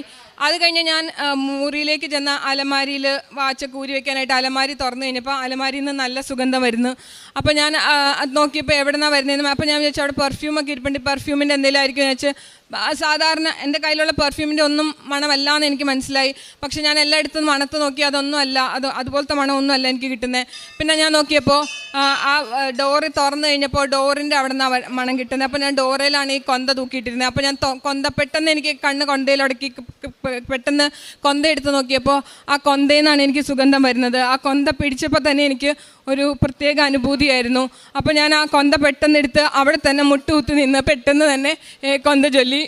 അത് കഴിഞ്ഞ് ഹസ്ബൻഡും കുട്ടികളും വന്നപ്പോൾ അവരെയും കാണിച്ചു കൊടുത്തു. അവർക്കും ഈ സ്മെല്ല് അനുഭവപ്പെട്ടു. അന്ന് രാത്രി മുഴുവൻ വരെ എനിക്കും ഹസ്ബൻഡും കുട്ടികൾക്ക് ആ മണം അനുഭവിച്ചു. അതിനുശേഷം ഞാൻ അന്ന് മുതൽ ഇന്ന് വരെ കൊന്ത ചെല്ലാതെ കിടന്നിട്ടില്ല. എന്നും കൊന്ത ചെല്ലുമായിരുന്നു, എന്നും കൊന്ത ചെല്ലും. പിന്നെ എനിക്ക് പറയാനായിട്ടുള്ള ഏറ്റവും പ്രധാനമായൊരു സാക്ഷ്യം, ഞാൻ ഉടമ്പടി എടുക്കുന്ന സമയത്ത് PhD 2019 PhD ജോയിൻ ചെയ്തതാണ്. 2022 എൻ്റെ PhDയിൽ യാതൊരു അധിക പുരോഗതിയൊന്നും ഇല്ലാതെ നിൽക്കുകയാണ്. എനിക്ക് ഒന്നും ചെയ്യാൻ പറ്റുന്നില്ല. എനിക്ക് ഒത്തിരി പ്രശ്നങ്ങൾ, വീട്ടിൽ കുറേ പ്രശ്നങ്ങൾ, ജോലി സ്ഥലത്ത് പല പല പ്രശ്നങ്ങൾ, ഒത്തിരി ജോലി ഭാരം എല്ലാം കൊണ്ടും എനിക്ക് ഒത്തിരി മുന്നോട്ട് പോകാൻ പറ്റുന്നില്ല. അപ്പോൾ അങ്ങനെ കുട്ടികളുടെ കാര്യം നോക്കണം, കുട്ടികളുടെ കാര്യത്തിൽ നോക്കാനുള്ള ബുദ്ധിമുട്ട് വരുന്നു PhD ചെയ്യുന്നതുകൊണ്ട്. അപ്പോൾ അങ്ങനെയെല്ലാം വന്നപ്പോൾ ഞാനെന്നാൽ PhD നിർത്താം, ഇനി എനിക്ക് അത് കണ്ടിന്യൂ ചെയ്യാൻ പറ്റില്ല എന്നൊരു സിറ്റുവേഷൻ വന്നു. ഞാൻ മാനസികമായി വളരെ ബുദ്ധിമുട്ട് അനുഭവിച്ചിരുന്ന സമയത്താണ് എൻ്റെ പപ്പയുടെ ഒരു അസുഖമായി ബന്ധപ്പെട്ടാണ് ഞാൻ ഉടമ്പടി എടുത്തത്. അങ്ങനെ വന്ന് അത് കഴിഞ്ഞിട്ട് ഞാൻ അപ്പം PhDയുടെ കാര്യവും ഉടമ്പടിയിൽ വെച്ചിരുന്നു. അങ്ങനെ ഉടമ്പടി മുന്നോട്ട് പോയി ഞാൻ ഉടമ്പടിയുടെ ജീവിതം ജീവിക്കാൻ തുടങ്ങി. അപ്പോൾ എനിക്ക് മനസ്സിലായി എൻ്റെ മാതാവിന് ഈശോയിൽ നിന്ന് എനിക്ക് അനുഗ്രഹം വാങ്ങിച്ചു തരാൻ പറ്റും, മാതാവ് എന്നെ അനുഗ്രഹിക്കുമെന്ന് എനിക്ക് ഉറപ്പുണ്ടായിരുന്നു. അതുകൊണ്ട് ഞാൻ പ്രാർത്ഥിച്ച് മുന്നോട്ട് പോയി. എല്ലാവിധ കാരുണ്യ പ്രവൃത്തികളും പ്രേക്ഷിത പ്രവർത്തനങ്ങളും എല്ലാം അങ്ങനെ തന്നെ ചെയ്തു പോയി. അങ്ങനെ പതുക്കെ എനിക്ക് PhD ചെയ്യാൻ പറ്റും എന്നൊരു പ്രതീക്ഷ വന്നു. അതായത് എനിക്ക് അതിൻ്റെ ഒരു വിശ്വാസം വന്നു. ഞാൻ എല്ലാം അമ്മേനെ ഏൽപ്പിച്ചു കഴിഞ്ഞപ്പോൾ ഇനി അമ്മ നോക്കിക്കോളും എൻ്റെ കാര്യങ്ങളെല്ലാം എന്നെനിക്കൊരു വിശ്വാസം വന്നു. അങ്ങനെ പതുക്കെ ഞാൻ അതുമായിട്ട് മുന്നോട്ട് പോയി. എൻ്റെ ആദ്യത്തെ കടമ്പകൾ എനിക്ക് 2 പേപ്പർ പബ്ലിഷാക്കി എടുക്കണം. അതപ്പോൾ എൻ്റെ ഗൈഡ് പറഞ്ഞിരുന്നത് 2 സ്കോപ്പസ് ഇൻഡെക്സ് ജേണലിൽ പബ്ലിഷാക്കണം എന്നായിരുന്നു. അപ്പോൾ അങ്ങനെ ആദ്യത്തെ പേപ്പർ സബ്മിറ്റ് ചെയ്തു. ആദ്യത്തെ പേപ്പർ സബ്മിറ്റ് ചെയ്തിട്ട് കുറേ സമയമെടുത്തു അതൊന്ന് അക്സെപ്റ്റായി വരാൻ. ഈ മേഖലയിൽ ചെയ്യുന്ന ആൾക്കാർക്ക് അറിയാൻ പറ്റും ഒരു പേപ്പർ പബ്ലിഷ് ചെയ്ത് അക്സെപ്റ്റായി വരാനുള്ള ടൈം. അപ്പോൾ അത് കൊടുത്തിട്ട് ഒത്തിരി തടസ്സങ്ങളും ഒത്തിരി ഇതുമായിരുന്നു. പക്ഷേ ആ സമയത്തെല്ലാം എനിക്ക് ഉറപ്പായിരുന്നു എൻ്റെ മാതാവ് എനിക്കത് വാങ്ങിത്തരും എന്ന് ഉറപ്പായിരുന്നു. അതുകൊണ്ട് ഞാൻ പ്രാർത്ഥിച്ച് എല്ലാ പ്രേക്ഷിത പ്രവർത്തനങ്ങളും കാരുണ്യ പ്രവർത്തനങ്ങളും ഒക്കെ ആയിട്ട് മുന്നോട്ട് പോയി പ്രാർത്ഥിച്ചു കൊണ്ടിരുന്നു. ഞാൻ ആ പേപ്പർ പബ്ലിഷ് ചെയ്യാൻ കൊടുത്തിരുന്ന പേപ്പർ പ്രിൻ്റ് എടുത്തിട്ട് ഞാൻ മാതാവിൻ്റെ ഫോട്ടോയുടെ പുറകിൽ വെച്ച് എല്ലാ ദിവസവും പ്രത്യക്ഷീകരണ പ്രാർത്ഥനയും ഉടമ്പടി പ്രാർത്ഥനയും പ്രാർത്ഥിക്കുമ്പോൾ അതിനുവേണ്ടി പ്രത്യേകമായിട്ടും പ്രാർത്ഥിക്കുകയൊക്കെ ചെയ്യുമായിരുന്നു. അത് കഴിഞ്ഞ് 1 വർഷത്തിനുള്ളിൽ എനിക്ക് ആ പേപ്പർ അക്സെപ്റ്റ് ആയി കിട്ടിയത്. അത് കഴിഞ്ഞ് ഒരു പേപ്പറും കൂടെ പബ്ലിഷ് ചെയ്യണം. അടുത്ത പേപ്പറും ഞാൻ ഇതിൻ്റെ ഇടയിൽ തന്നെ സബ്മിറ്റ് ചെയ്തിട്ടുണ്ടായിരുന്നു. പക്ഷേ എനിക്ക് 2-3 ജേണലിൽ നിന്ന് റിജക്ഷൻ വന്നു. ഞാൻ സ്കോപ്പസ് ഇൻഡെക്സ് ജേണൽ തന്നെ കൊടുത്തപ്പോൾ അതിൽ നിന്ന് എനിക്ക് റിജക്ഷനാണ് ആദ്യമൊക്കെ വന്നത്. അപ്പോഴും എനിക്ക് ആദ്യമൊക്കെ ഒരു വിഷമമായിരുന്നു, എന്താണ് എനിക്ക് എല്ലാം ഇങ്ങനെ റിജക്ഷൻ വരുന്നതെന്നൊക്കെ വിഷമമായിരുന്നു. അത് കഴിഞ്ഞ് ഞാനൊരു SCI ജേണലിൽ സബ്മിറ്റ് ചെയ്തു. SCI ജേണൽ എന്ന് പറഞ്ഞാൽ സ്കോപ്പസ് ഇൻഡെക്സ് ജേണലിനേക്കാളും നല്ല ജേണലാണ്. പക്ഷേ എനിക്ക് വിശ്വാസം ഉണ്ടായിരുന്നില്ല എൻ്റെ പേപ്പർ അങ്ങനത്തെ ഒരു ജേണൽ പബ്ലിഷ് ആയി വരുമെന്നൊന്നും എനിക്ക് വിശ്വാസം ഇല്ലാത്ത കാരണം ഞാനത് ആദ്യമേ കൊടുക്കാതിരുന്നത്. കുറച്ചുകൂടെ ക്വാളിറ്റി കുറഞ്ഞ സ്കോപ്പസ് ഇൻഡെക്സ് ജേണലിൽ ആദ്യമേ കൊടുത്തത് അതുകൊണ്ടാണ്. പക്ഷേ അവിടെ നിന്ന് റിജക്റ്റ് ആയി വന്നപ്പോൾ പക്ഷേ എനിക്ക് ഇങ്ങനെ SCI ജേണലിൽ കൊടുക്കാനായിട്ട് ഇട വന്നു. അതിൽ കൊടുത്ത് പെട്ടെന്ന് തന്നെ എനിക്ക് അതിൽ നിന്ന് ആക്സെപ്റ്റ് ആയി വന്നു. മറ്റേ ജേണലുകളിൽ നിന്ന് റിജക്റ്റ് ആയി വന്നത് കുറച്ചുകൂടെ ക്വാളിറ്റി പബ്ലിക്കേഷനായ കുറച്ചുകൂടെ നല്ല ജേണലിൽ എനിക്ക് അത് പബ്ലിഷായി വന്നു, പെട്ടെന്ന് തന്നെ പബ്ലിഷായി വന്നു. അങ്ങനെ എൻ്റെ PhD ക്രൈറ്റീരിയ മീറ്റായി. ഇനി ഗൈഡ് എൻ്റെ അടുത്ത് തീസിസ് എഴുതിക്കൊള്ളാൻ പറഞ്ഞു. അപ്പോഴും തീസിസ് എഴുതുമ്പോഴും എനിക്ക് ധൈര്യമില്ല, എങ്ങനെയൊക്കെ എഴുതും എന്തൊക്കെ എഴുതുമെന്നൊന്നും എനിക്ക് ഭയങ്കര ധൈര്യമില്ല. അപ്പോൾ എന്നെ ആരും അങ്ങനെ ഹെൽപ്പ് ചെയ്യാനൊന്നും ഉണ്ടായിരുന്നില്ല. അപ്പോൾ അത് ഞാൻ എല്ലാം മാതാവിന് കൊടുത്തു. മാതാവിനോട് പറഞ്ഞു മാതാവ് കൂടെ ഇരുന്ന് എനിക്ക് ചെയ്തു തരണം, എനിക്കിത് എഴുതി തരണം എന്ന് പറഞ്ഞു. ഞാൻ എൻ്റെ ലാപ്ടോപ്പിൻ്റെ ഫ്രണ്ടിൽ എൻ്റെ കാശുരൂപം വയ്ക്കും, എൻ്റെ നെറ്റിയിൽ കുരിശ് വരച്ച് തൈലം പുരട്ടി കുരിശ് വരയ്ക്കും, ഉപ്പ് വായിലിട്ട്, അങ്ങനെയൊക്കെയാണ് ഞാൻ എഴുതിക്കൊണ്ടിരുന്നത്. അങ്ങനെ ഞാൻ തീസിസ് എഴുതി കംപ്ലീറ്റ് ചെയ്തു. അത് കഴിഞ്ഞ് തീസിസ് എഴുതി കംപ്ലീറ്റ് ചെയ്ത് കഴിയുമ്പോൾ പ്രീ സിനോപ്സിസ് പ്രസൻറ്റേഷൻ നടത്തണം. ഈ പ്രീ സിനോപ്സിസ് പ്രസൻറ്റേഷൻ നടത്താൻ വേണ്ടിയിട്ട് കുറച്ച് സ്ട്രഗിൾസ് ഉണ്ടായിരുന്നു. അതായത് അതിൻ്റെ ഡേറ്റ് കിട്ടാനായിട്ട് കുറച്ച് ബുദ്ധിമുട്ടായിരുന്നു. അങ്ങനെ ഡേറ്റ് കഷ്ടപ്പെട്ട് കിട്ടി. അപ്പോൾ ഞാൻ ഈ ഓരോ പ്രാവശ്യം ഈ കഷ്ടപ്പാട് വരുമ്പോൾ ഞാൻ എപ്പോഴും ഓരോ നമ്മളുടെ അവിടുത്തെ ഓരോ അതോറിറ്റീസിൻ്റെ ഡേറ്റ് കറക്റ്റ് ആയാൽ മാത്രമേ നമുക്കത് ചെയ്യാൻ പറ്റും. ആ ഡേറ്റിൽ വെച്ചിട്ട് ചെയ്യാൻ പറ്റില്ല. എല്ലാവരുടെയും കോമൺ ആയിട്ടൊരു കറക്റ്റ് ഡേറ്റ് കിട്ടണം. അപ്പോൾ ഞാൻ ഓരോ അതോറിറ്റീസിൻ്റെയും റൂമിൻ്റെ ഫ്രണ്ടിൽ പോയിട്ട് അവിടെ ആരും ചവിട്ടാത്ത സ്ഥലത്ത് ഉപ്പിട്ട് വിശ്വാസ പ്രമാണം ചൊല്ലി പ്രാർത്ഥിക്കുമായിരുന്നു. അങ്ങനെ എനിക്ക് ഡേറ്റ് കിട്ടി. ഞാൻ അത് കഴിഞ്ഞ് അങ്ങനെ പ്രാർത്ഥിച്ച് അങ്ങനെ ഡേറ്റ് കിട്ടി. അപ്പോൾ എൻ്റെ അടുത്ത് പറഞ്ഞു, എൻ്റെ അടുത്ത് പലരും പറഞ്ഞു നമ്മളൊരു ഡേറ്റ് ഇട്ട് പ്രാർത്ഥിക്കുക, ആ ഡേറ്റിനുള്ളിൽ തീസിസ് സബ്മിറ്റ് ചെയ്യാൻ വേണ്ടി പ്രാർത്ഥിക്കുമെന്ന് പറഞ്ഞു.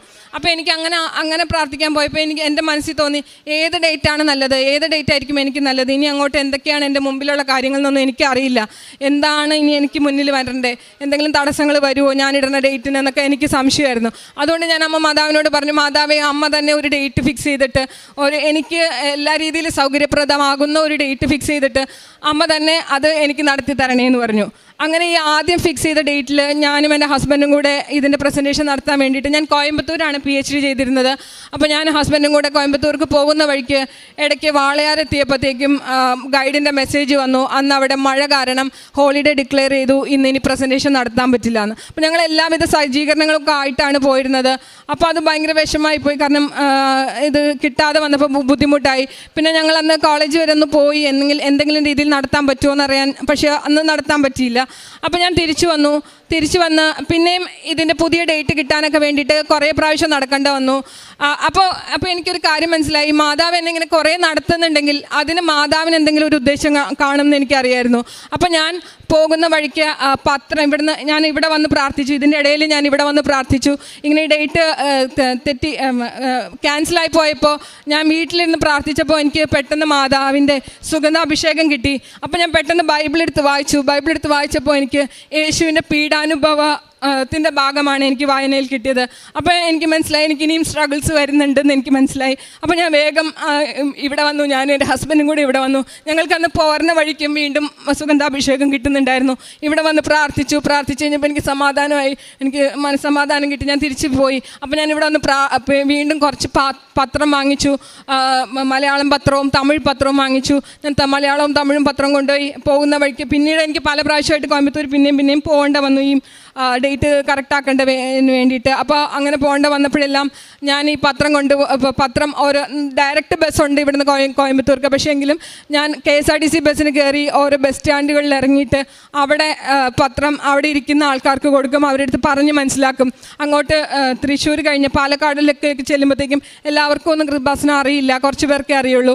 അവരോടൊക്കെ പറഞ്ഞ് മനസ്സിലാക്കി കൊടുത്തു. അതുകൂടാതെ തമിഴ്നാട്ടിൽ ചെന്നിട്ട് കോയമ്പത്തൂർ ചെന്നിട്ട് അവിടെ തമിഴ് പത്രം കൊണ്ടുപോയി എൻ്റെ അവിടെ പഠിക്കുന്ന കുട്ടികൾക്കും അവിടെ ഉള്ള കടകളിലും മറ്റുമായിട്ട് ഞാൻ കൊണ്ട് കൊടുക്കുമായിരുന്നു. അവിടെ അടുത്തൊക്കെ എനിക്ക് അറിയാവുന്ന തമിഴിൽ ഞാൻ അവർക്ക് പറഞ്ഞ് മനസ്സിലാക്കുമായിരുന്നു, അങ്ങനെ പറഞ്ഞ് കൊടുക്കുമായിരുന്നു. അപ്പോൾ എനിക്ക് മനസ്സിലായി എനിക്ക് ഈ സ്ട്രഗിൾസ് വരുത്തിയത് എന്നെ കൂടുതൽ പ്രേക്ഷിത പ്രവർത്തനം ചെയ്യിപ്പിക്കാൻ വേണ്ടിയിട്ടാണെന്ന് എനിക്ക് മനസ്സിലായി. അങ്ങനെ ഞാൻ കൂടുതൽ പ്രേക്ഷിത പ്രവർത്തനം അതിൻ്റെ ഭാഗമായിട്ട് ചെയ്യാൻ പറ്റി എനിക്ക്.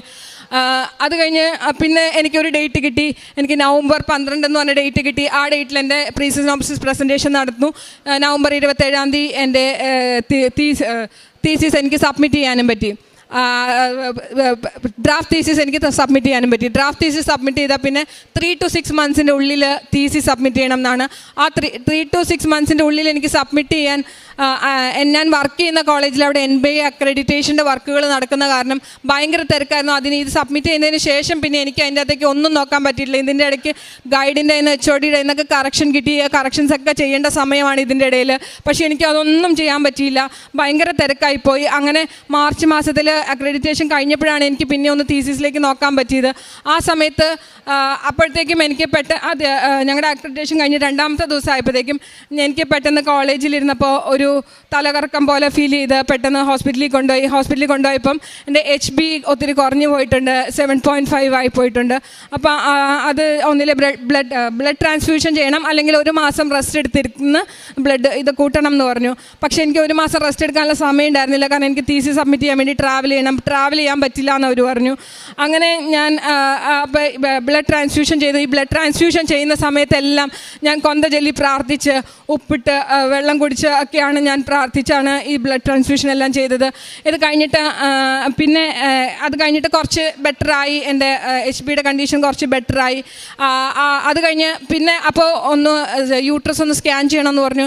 യൂട്രസ് സ്കാൻ ചെയ്തപ്പോൾ അതിൻ്റെ അകത്ത് അഡിനോമയോസിസ് എന്ന് പറഞ്ഞിട്ടൊരു അസുഖം ചെറുതായിട്ടല്ല അത്യാവശ്യം ഉണ്ട് എന്ന് പറഞ്ഞിട്ടാണ് ആദ്യത്തെ സ്കാൻ റിപ്പോർട്ടിൽ വന്നത്. അപ്പോൾ ഇത് കേട്ടപ്പോൾ എനിക്ക് വിഷമം, ഇനി എനിക്ക് ഇതിൻ്റെ ട്രീറ്റ്മെൻറ്റ് പുറകെ ഒന്നും പോകാൻ എനിക്ക് സമയമില്ല, എനിക്ക് തീസിസ് സബ്മിറ്റ് ചെയ്യണം. അപ്പോൾ ഞാനിനി എന്ത് ചെയ്യുമെന്നൊക്കെ വിചാരിച്ച് ഞാൻ അന്ന് തന്നെ വൈകുന്നേരം വന്ന് ഞാൻ പ്രാർത്ഥിച്ചപ്പോൾ തൈലമിട്ട് പ്രാർത്ഥിച്ചു. അച്ഛൻ്റെ രോഗശാന്തി ശുശ്രൂഷ, ഓൺലൈനായിട്ടുള്ള രോഗശാന്തി ശുശ്രൂഷ, ഉടമ്പടി ധ്യാനത്തിൻ്റെ അടുത്തുള്ള ശുശ്രൂഷ കൂടി പ്രാർത്ഥിച്ചു, വയറ്റത്ത് കൈവച്ച് പ്രാർത്ഥിച്ചു, ഉപ്പിട്ട് വെള്ളം കുടിച്ചു. അത് കഴിഞ്ഞ് 2 ദിവസം കഴിഞ്ഞപ്പോൾ വീണ്ടും ഒന്നുകൂടെ സ്കാൻ ചെയ്യാൻ ഡോക്ടർ പറഞ്ഞു. അപ്പോൾ ഡോക്ടർ തന്നെ ഒന്നുകൂടെ സ്കാൻ ചെയ്യാം എന്ന് പറഞ്ഞിട്ട് ഡോക്ടർ ഒന്നുകൂടെ നോക്കി. ഡോക്ടർ നോക്കുമ്പോൾ പറയുന്നു ഒരു കുഴപ്പമില്ല, ഇനി ഒന്നും ചെയ്യാനില്ല, പ്രത്യേകിച്ച് ഒന്നും ചെയ്യേണ്ട ആവശ്യമില്ല എന്ന് പറഞ്ഞു. അങ്ങനെ അതെനിക്ക് സുഖപ്പെട്ട് കിട്ടി മാതാവിൻ്റെ അനുഗ്രഹം കൊണ്ട്. അത് കഴിഞ്ഞ് പിന്നെ ഞാൻ തീസിസ് അപ്പോൾ ഞാൻ ഗൈഡിൻ്റെ അടുത്ത് ചോദിച്ചപ്പോൾ പറഞ്ഞു അന്ന് ആ മാസം കൂടെ റെസ്റ്റ് എടുത്തിട്ട് ഏപ്രിൽ വന്ന് അവിടെ കുറച്ച് ദിവസം നിന്ന് തീസിസിൻ്റെ കാര്യങ്ങളൊക്കെ ചെയ്യാൻ പറഞ്ഞു. അപ്പോഴത്തേക്ക് എനിക്ക് കോളേജിൽ നിന്നുള്ള തിരക്കൊന്ന് ഒഴിഞ്ഞു കിട്ടി, പിന്നെ എനിക്ക് വെക്കേഷൻ ലീവും കിട്ടി. അപ്പോൾ അതുകൊണ്ട് എനിക്ക് സമാധാനമായിട്ട് ബാക്കി തീസിസിൻ്റെ കാര്യങ്ങളെല്ലാം ചെയ്യാൻ പറ്റിയത്. അപ്പോൾ ആ ഒരു ഡേറ്റ് എനിക്ക് സെറ്റാക്കി തന്നത് എൻ്റെ മാതാവാണ്. മാതാവിനോട് പറഞ്ഞിരുന്നു എനിക്ക് പറ്റുന്ന ഡേറ്റ് മാതാവ് തന്നെ ഫിക്സ് ചെയ്ത് തരണേ. അപ്പോൾ അങ്ങനെ ഒരു ഡേറ്റിലേക്ക് മാറാൻ വേണ്ടിയിട്ടാണ് ആദ്യത്തെ ക്യാൻസൽ ആയതെന്ന് ഞാൻ ഉറച്ചു വിശ്വസിക്കുന്നു. അങ്ങനെ 2ാമത്തെ ഡേറ്റിൽ വന്ന് അത് കഴിഞ്ഞിട്ട് ഞാൻ മെയ് 24 എൻ്റെ തീസിസ് എനിക്ക് സബ്മിറ്റ് ചെയ്യാൻ പറ്റി. അത് കഴിഞ്ഞ് തീസിസ് സബ്മിറ്റ് ചെയ്യുന്നതിന് മുന്നേ ഞാൻ തീസിസ് എല്ലാം പ്രിൻ്റ് എടുത്തുകൊണ്ട് വന്ന് ഞാൻ ഉടമ്പടി കാശുരൂപം അതിൻ്റെ പുറത്ത് വെച്ച് വിശ്വാസ പ്രമാണം ചൊല്ലി ഉപ്പിട്ട് പ്രാർത്ഥിച്ചിട്ടാണ് ഞാൻ എൻ്റെ തീസിസ് സബ്മിറ്റ് ചെയ്തത്. അത് കഴിഞ്ഞിട്ട് ഒരു 1.5 മാസത്തിനുള്ളിൽ തന്നെ എൻ്റെ തീസിസിൻ്റെ റിവ്യൂ വന്നു. ഇത് ഈ മേഖലയിലുള്ളവർക്കറിയാം, അത്ര പെട്ടെന്ന് തീസിസിൻ്റെ റിവ്യൂ അധികം ആർക്കും വരാറില്ല. ഒരു 3 മാസം മുതൽ 1 വർഷത്തിനുള്ളിൽ വരെയൊക്കെയാണ് തീസിസിൻ്റെ റിവ്യൂ സാധാരണ വരുന്നത്. അത് മാത്രമല്ല, എനിക്ക് തീസിസിൻ്റെ റിവ്യൂ വന്നപ്പോൾ എനിക്ക് ഒരു കറക്ഷനും വേണ്ട എന്നുള്ള രീതിയിലാണ് എനിക്ക് തീസിസിൻ്റെ റിവ്യൂ വന്നത്. അതുപോലെ ഇതിനെല്ലാം കാരണം ഞാൻ എൻ്റെ മാതാവിൻ്റെ കൂടെ ഇരുന്നാണ് എൻ്റെ തീസിസ് എഴുതിയത്. എനിക്ക് മാതാവ് തന്നെയാണ് എൻ്റെ തീസിസ് എഴുതി തന്നതെന്ന് ഞാൻ ഉറച്ചു വിശ്വസിക്കുന്നു. ഒരു ഹൈ ക്വാളിറ്റി തീസിസ് എന്നുള്ള രീതിയിലാണ് എൻ്റെ തീസിസിൻ്റെ കമൻറ്റും വന്നത്. അത് മാതാവ് എഴുതി തന്നത് കൊണ്ട് മാത്രമാണ് എനിക്ക് അങ്ങനെ സംഭവിച്ചത്. അത് കഴിഞ്ഞിട്ട് ഇപ്പോൾ ഓഗസ്റ്റ് 20 എൻ്റെ ഫൈനൽ ഓപ്പൺ ഡിഫൻസ് കഴിഞ്ഞു. അങ്ങനെ എനിക്ക് ഡോക്ടറേറ്റ് കിട്ടി. എനിക്ക് ഒരിക്കലും പറ്റില്ല എന്ന് വിചാരിച്ചിരുന്നൊരു കാര്യം not by my merit but by grace of God എനിക്ക് സാധിച്ചു കിട്ടി. ദൈവത്തിന് 1000 നന്ദി. പിന്നെ രണ്ടാമതായിട്ട് എനിക്ക് പറയാനുള്ളൊരു സാക്ഷ്യം, ഇതെൻ്റെ മകനാണ്. എൻ്റെ പേര് ഡിലൻ. അവൻ 10ാം ക്ലാസ്സിൽ കഴിഞ്ഞ വർഷം പഠിച്ചുകൊണ്ടിരുന്നപ്പോൾ അവനധികം പഠിക്കാൻ കുറച്ച് മടിയായിരുന്നു. അങ്ങനെ മടി പിടിച്ചിരുന്നു. പക്ഷെ ഞാൻ ഒക്ടോബർ മാസത്തിൽ അഖണ്ഡ ജപമാല ഉണ്ടായിരുന്ന സമയത്ത് അവൻ്റെ അടുത്ത് അഖണ്ഡ ജപമാലയ്ക്ക് പോകാമെന്ന് പറഞ്ഞപ്പോൾ അവൻ ഉത്സാഹത്തോടു കൂടി അതിന് വന്നു. അതിൻ്റെ അടുത്ത് ഞങ്ങൾ മുഴുവൻ സമയവും പ്രാർത്ഥിച്ച് തന്നെ നടന്ന്. അത് കഴിഞ്ഞ് ഞാൻ അങ്ങനെയൊന്നും പ്രാർത്ഥിച്ചൊന്നും ഞാൻ കണ്ടിട്ടില്ല. പക്ഷേ അവൻ അതിൻ്റെ അകത്ത് ഫുൾ ടൈം പ്രാർത്ഥിച്ച് തന്നെ നടന്നു. അത് കഴിഞ്ഞ് ഫെബ്രുവരി മാസത്തിൽ ഇവിടെ വന്ന് ഹോൾ ടിക്കറ്റുമായിട്ട് വന്ന അച്ഛൻ്റെ ബ്ലെസ്സിങ്സും വാങ്ങിപ്പോയി. അതിനുശേഷം അവൻ ആ സ്റ്റഡി ലീവിൻ്റെ സമയത്ത് ഒത്തിരി നന്നായിട്ട് കുത്തിയിരുന്ന് പഠിച്ചു. അവൻ്റെ ജീവിതത്തിൽ അങ്ങനെ കുത്തിയിരുന്ന് പഠിച്ച് ഞാൻ കണ്ടിട്ടില്ല. ആദ്യമായിട്ടാണ് അവൻ അങ്ങനെ ഇരുന്ന് പഠിച്ച് ഞാൻ കാണുന്നത്. അങ്ങനെ കുത്തിയിരുന്ന് പഠിച്ചു. അവന് CBSEയിൽ 78% മാർക്കോടുകൂടി അവന് പാസ്സാവാൻ സാധിച്ചു. യേശുവിന് 1000 നന്ദി. അത് കഴിഞ്ഞിട്ട് എൻ്റെ +2 അഡ്മിഷന് പോയപ്പോൾ ഞാൻ ആ സമയം ഇവിടെ ഇല്ല. ഞാൻ PhDയുടെ വർക്കുമായിട്ട് കോയമ്പത്തൂർ പോയേക്കുക. അപ്പം ഹസ്ബൻഡും അവനും കൂടിയാണ് അഡ്മിഷന് പോയത്. അപ്പോൾ അവിടെ ചെന്നപ്പോൾ അവർ എക്കണോമിക്സ് ആണ് ഗ്രൂപ്പ് കൊടുത്തത്. അവന് കൊമേഴ്സാണ് കിട്ടുന്ന ആഗ്രഹം ഉണ്ടായിരുന്നത്. അതുപോലെ അതിന് മുന്നേ ഒരു കാര്യം കൂടെ, അവന് +2 കഴിഞ്ഞിട്ട് ഞാൻ മാതാവിൻ്റെ അടുത്ത് പറഞ്ഞിരുന്നു, മാതാവേ അവന് ഹയർ സ്റ്റഡീസിന് ഉതകുന്ന രീതിയിൽ ഒരു നല്ല ഗ്രൂപ്പ് തിരഞ്ഞെടുക്കാൻ പറ്റുന്ന രീതിയിൽ അവന് മാർക്ക് കൊടുത്ത് അനുഗ്രഹിക്കണം. ഞാൻ ഇത്ര മാർക്ക് വേണമെന്നൊന്നും പറഞ്ഞില്ല. അവന് ഹയർ സ്റ്റഡീസിന് പോകാൻ പറ്റുന്ന രീതിയിലുള്ള ഒരു മാർക്ക് കൊടുത്ത് അനുഗ്രഹിക്കണമെന്നായിരുന്നു പ്രാർത്ഥിച്ചത്.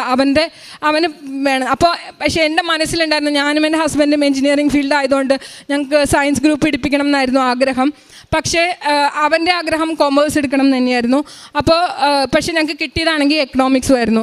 അപ്പോൾ അവന് എക്കണോമിക്സ് ആണെങ്കിൽ എടുക്കാൻ ഒട്ടും താല്പര്യമില്ല. അപ്പോൾ അവൻ എന്നെ വിളിച്ചിട്ട് പറഞ്ഞു, അമ്മ എനിക്കത് താല്പര്യമില്ല, എനിക്ക് വേറെ സ്കൂളിലാണെങ്കിലും കൊമേഴ്സ് എങ്ങനെയെങ്കിലും കിട്ടുമോ, എവിടെയെങ്കിലും അന്വേഷിക്കാൻ പറ്റുമോ, ചോദിക്കാൻ പറ്റുമോ എന്നൊക്കെ ചോദിച്ചു. അപ്പോൾ ഞാൻ കോയമ്പത്തൂർ ഇരിക്കുകയാണ്. അവിടെ ഇരുന്ന് എങ്ങനെ അന്വേഷിക്കും?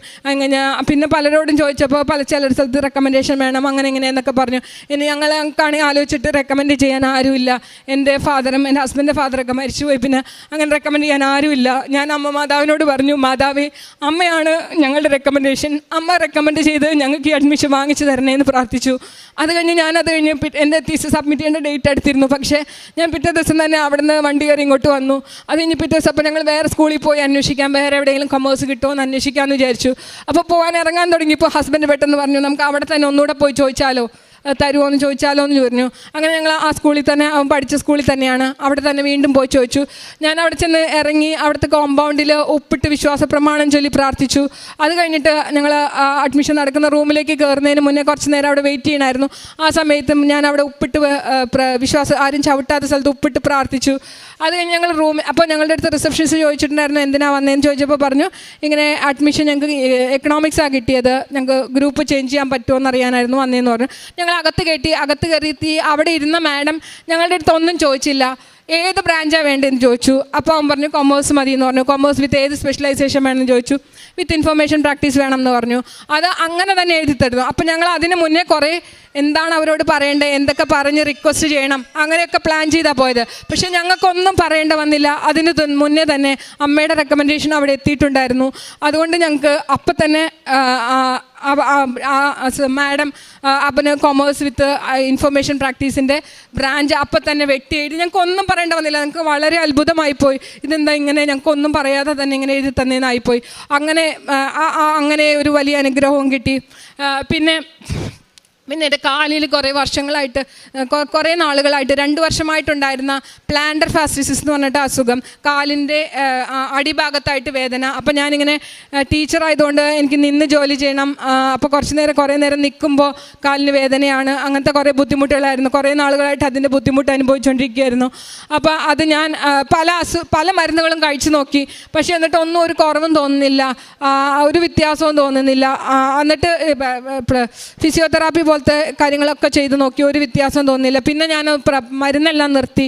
ഞാൻ മാതാവിൻ്റെ തൈലം മാത്രം പുരട്ടി എല്ലാ ദിവസവും പ്രാർത്ഥിക്കുമ്പോൾ തൈലം പുരട്ടി രാവിലെയും വൈകുന്നേരവും തൈലം പുരട്ടി മാത്രം പ്രാർത്ഥിച്ചു. അങ്ങനെ എൻ്റെ ആ അസുഖം പൂർണ്ണമായി സുഖപ്പെട്ടു. ഇപ്പോൾ എനിക്ക് അങ്ങനെ ഒരു അസുഖമേ ഇല്ല, കാലിന് വേദനയേ ഇല്ല. പിന്നെ എനിക്ക് പീരീഡ്സ് ആയ കാലം മുതലേ എനിക്ക് പീരീഡ്സ് ആവുന്ന സമയത്ത് ഭയങ്കര വയറുവേദനയായിരുന്നു. 27 വർഷമായിട്ടുണ്ടായിരുന്നു ഈ വയറുവേദന. ഇപ്പോൾ കുറച്ച് നാളായിട്ട് കുറച്ച് കൂടി വരികയായിരുന്നു. ഡെലിവറി ഒന്നും കഴിഞ്ഞിട്ട് ഒരു കുറവും ഉണ്ടായിരുന്നില്ല, പക്ഷേ അത് കൂടി വരികയായിരുന്നു. അപ്പോൾ ഒരു ദിവസം എനിക്കിങ്ങനെ ഭയങ്കര വേദന എടുത്ത് ഞാൻ വിഷമിച്ചിരുന്നപ്പോൾ അപ്പോൾ ഞാൻ അച്ഛൻ്റെ ധ്യാനം കേട്ടുകൊണ്ടിരിക്കുകയായിരുന്നു. അത് കഴിഞ്ഞ് അച്ഛൻ്റെ ധ്യാനം കേട്ട് അവസാനം രോഗശാന്തി ശുശ്രൂഷയുടെ സമയത്ത് ഞാൻ കരഞ്ഞ് നിലവിളിച്ച് പ്രാർത്ഥിച്ചു, മാതാവേ എൻ്റെ ഈ വയറുവേദന ഒന്ന് മാറ്റിത്തരണേ, ഇത്രയും വർഷങ്ങളായിട്ട് ഞാൻ അനുഭവിക്കുന്നതല്ലേ, എനിക്കൊന്ന് മാറ്റി തന്നെ എന്ന് പറഞ്ഞ് വയറ്റത്ത് കൈവച്ച് പ്രാർത്ഥിച്ചു, തൈലം തേച്ച് പ്രാർത്ഥിച്ചു. ആ പ്രാർത്ഥന കഴിഞ്ഞ് അവിടെ നിന്ന് എണീറ്റപ്പോൾ എനിക്ക് ഭയങ്കര എന്തെന്നില്ലാത്തൊരു റിലീഫാണ് ഫീൽ ചെയ്തത്. അതിനുശേഷം ഇപ്പോൾ 2 വർഷമായി. 2 വർഷത്തിന് ശേഷം എനിക്ക് ചെറുതായി പോലും ഒരു വയറുവേദനയില്ല. എന്നെ വളരെയധികം അനുഗ്രഹിച്ചു. യേശുവിന് നന്ദി. പിന്നെ ഞാൻ ചെയ്യുന്ന കാരുണ്യ പ്രവർത്തികൾ അനാഥാലയങ്ങൾ സന്ദർശിക്കുകയും അവിടുത്തെ രോഗികളുമായിട്ട് അവിടുത്തെ ആളുകളുമായിട്ട് കുറേ നേരം സംസാരിച്ചിരിക്കുകയും, കുട്ടികളുള്ള അനാഥാലയത്തിൽ പോകുകയും അവിടെ അടുത്ത് സംസാരിച്ചിരിക്കുകയും അവർക്ക് ആവശ്യമായ അത്യാവശ്യം സാമ്പത്തിക സഹായം ഞങ്ങളെ കൊണ്ട് പറ്റുന്ന രീതിയിലുള്ള സഹായങ്ങൾ ചെയ്തു കൊടുക്കുകയും, പിന്നെ ഞാൻ ഹോസ്പിറ്റലുകളിൽ ആണ് കൂടുതലും പ്രേക്ഷിത പ്രവർത്തനത്തിനായിട്ട് പോകുന്നത്. അവിടെ പോകുമ്പോൾ അവിടെ ഡയാലിസിസ് ഒക്കെ ചെയ്യാനായിട്ടിരിക്കുന്ന അധികം പൈസ ഇല്ല, പക്ഷെ എന്നാലും എല്ലാ വീക്കിലും 3 ഡയാലിസിസ് ഒക്കെ വെച്ച് ചെയ്യേണ്ടി വരുന്ന ആൾക്കാരുണ്ട്. അപ്പോൾ അവർക്കൊക്കെ സാമ്പത്തികമായിട്ട് പറ്റുന്ന രീതിയിൽ സഹായിക്കും. പിന്നെ മറ്റുള്ള രോഗികൾക്കും എന്തെങ്കിലും അവർക്ക് സഹായങ്ങൾ നമ്മൾക്ക് അവരുടെ അടുത്ത് സംസാരിക്കുമ്പോൾ മനസ്സിലാവും അവരുടെ ബുദ്ധിമുട്ട്. അപ്പോൾ അവർക്ക് സഹായങ്ങൾ വേണ്ടവർക്ക് സഹായവും, പിന്നെ ചിലർക്ക് അവരെ അടുത്തിരുന്ന് കുറച്ച് നേരം സംസാരിക്കുകയാണ് വേണ്ടത്. ചിലർക്ക് നമ്മൾ ചെന്ന് മാതാവിൻ്റെ അടുത്ത് നിന്നാണ് വരുന്നതെന്ന് പറയുമ്പോൾ തന്നെ അവർക്ക് ഭയങ്കര സന്തോഷമാവും. അപ്പോൾ അങ്ങനെയുള്ളവരുടെ അടുത്തൊക്കെ കുറേ നേരം അങ്ങനെ ഇരുന്ന് സംസാരിക്കും. സാമ്പത്തികമായി എവിടെയെങ്കിലും സഹായിക്കാൻ പറ്റുന്ന സ്ഥലങ്ങളെല്ലാം സഹായിക്കുമായിരുന്നു. പിന്നെ പ്രേക്ഷിത പ്രവർത്തനമായിട്ട് ഞാൻ ഇവിടുന്ന് പത്രം വാങ്ങിച്ചുകൊണ്ട് പോകും, എക്സ്ട്രാ പത്രവും വാങ്ങിച്ചുകൊണ്ട് പോകും. എന്നിട്ട് ഞാൻ ഹോസ്പിറ്റലുകളിൽ കൊടുക്കും. അതുകൂടാതെ ഞാൻ പറഞ്ഞ പോലെ കോയമ്പത്തൂർ പോകുമ്പോൾ ബസ് സ്റ്റാൻഡുകളിൽ അതുപോലെ തമിഴ് പത്രം വാങ്ങിച്ചുകൊണ്ട് പോയി കോയമ്പത്തൂർ കൊണ്ടു കൊടുക്കും. അങ്ങനെയൊക്കെ കൊടുക്കുമായിരുന്നു. പിന്നെ എൻ്റെ ജീവിതത്തിൽ വന്ന മാറ്റം എന്ന് പറഞ്ഞാൽ ഞാൻ ഒത്തിരി ദേഷ്യമൊക്കെ ഉള്ള ഒരാളായിരുന്നു. വീട്ടിലാണെങ്കിലും കുട്ടികളോടും കോളേജിൽ ഞാൻ പഠിപ്പിക്കുന്ന സ്ഥലത്തും ചില സമയത്ത് എനിക്ക് പെട്ടെന്ന് ദേഷ്യമൊക്കെ വരുമായിരുന്നു. അതിനൊക്കെ ഒത്തിരി മാറ്റം വന്നു. ഞാനിപ്പോൾ കുറച്ചുകൂടെ നന്നായിട്ട് കാമായിട്ടുണ്ട്. ഒത്തിരി അങ്ങനെ ദേഷ്യപ്പെടുന്ന സ്വഭാവത്തിൽ നിന്ന് എനിക്ക് ഒത്തിരി മാറ്റം വന്നിട്ടുണ്ട്. പിന്നെ അതുപോലെ എൻ്റെ ആത്മീയ ജീവിതത്തിലാണെങ്കിൽ പണ്ട് എല്ലാ ദിവസവും വൈകുന്നേരം പ്രാർത്ഥിക്കുമായിരുന്നു, പക്ഷേ രാവിലെയുള്ള പ്രാർത്ഥന കുറവായിരുന്നു. ഇടയ്ക്കൊക്കെ പ്രാർത്ഥിക്കും, അങ്ങനെ എന്നൊന്നും ഇല്ലായിരുന്നു, അങ്ങനെയൊക്കെയായിരുന്നു. ഇപ്പോൾ എല്ലാ ദിവസവും രാവിലെയും വൈകുന്നേരവും മുടങ്ങാതെ പ്രാർത്ഥിക്കും. പിന്നെ ഞങ്ങൾ യാക്കോബായ വിശ്വാസികളായിരുന്നു, അതുകൊണ്ട് ഇടയ്ക്കൊക്കെ പള്ളിയിൽ ഞായറാഴ്ചകളിൽ ചിലപ്പോൾ പോവാതെയൊക്കെ ഇരിക്കാറുണ്ട്. അതൊക്കെ മാറി ഇപ്പോൾ ഞാനും എൻ്റെ കുടുംബവും മൊത്തം, അതായത് എൻ്റെ ഹസ്ബൻഡും കുട്ടികളും എല്ലാവരും ഞായറാഴ്ച എന്നൊരു ദിവസം ഉണ്ടെങ്കിൽ പള്ളിയിൽ പോയിരിക്കും. അപ്പോൾ അല്ലാത്ത ദിവസങ്ങളിൽ ഞങ്ങൾക്ക് കുർബാനകൾ കുറവാണ്, അപ്പോൾ അതുകൊണ്ട് അങ്ങനെ പോകാൻ പറ്റാറില്ല. പിന്നെ പറ്റുന്ന സമയങ്ങളിലെല്ലാം ഞാൻ കുർബാനയ്ക്ക് പോകാറുണ്ട്. ഞാൻ കോയമ്പത്തൂർ പോകുമ്പോഴാണെങ്കിലും അവിടെ ഉള്ളപ്പോഴാണെങ്കിലും അവിടെ ഞാൻ താമസിക്കുന്ന ഹോസ്റ്റലിൻ്റെ അടുത്ത് കാത്തലിക് ചർച്ച് ഉണ്ട്. അപ്പോൾ അവിടെ ഞാൻ എപ്പോഴും ഞാൻ ചെല്ലുന്ന സമയത്തെല്ലാം ഞാൻ അവിടെ പോകും. അല്ലാതെ പിന്നെ കോളേജിൽ വെള്ളിയാഴ്ചകളിൽ മാസമുണ്ട്, ആ സമയത്തും പോകും. എനിക്ക് പറ്റുന്ന സമയത്തെല്ലാം ഞാൻ മാക്സിമം കുർബാന കൂടാനായിട്ട് ശ്രമിക്കാറുണ്ട്. ഞാൻ യേശുവിനും അമ്മയ്ക്കും 1000 നന്ദി പറഞ്ഞുകൊണ്ട് ഞാൻ നിർത്തുന്നു. യെശയ്യാ 40:31 ദൈവത്തിൽ ആശ്രയിക്കുന്നവർ വീണ്ടും ശക്തി പ്രാപിക്കും. അവർ കഴുകന്മാരെ പോലെ ചിറകടിച്ചുയരും. അവർ ഓടിയാലും ക്ഷീണിക്കുകയില്ല, നടന്നാൽ തളരുകയുമില്ല. അമിത മാത്യു എന്ന ഈ മകളുടെ ഉടമ്പടി ജീവിതാനുഭവ സാക്ഷ്യങ്ങളാണ് നമ്മൾ കേട്ടുകൊണ്ടിരുന്നത്.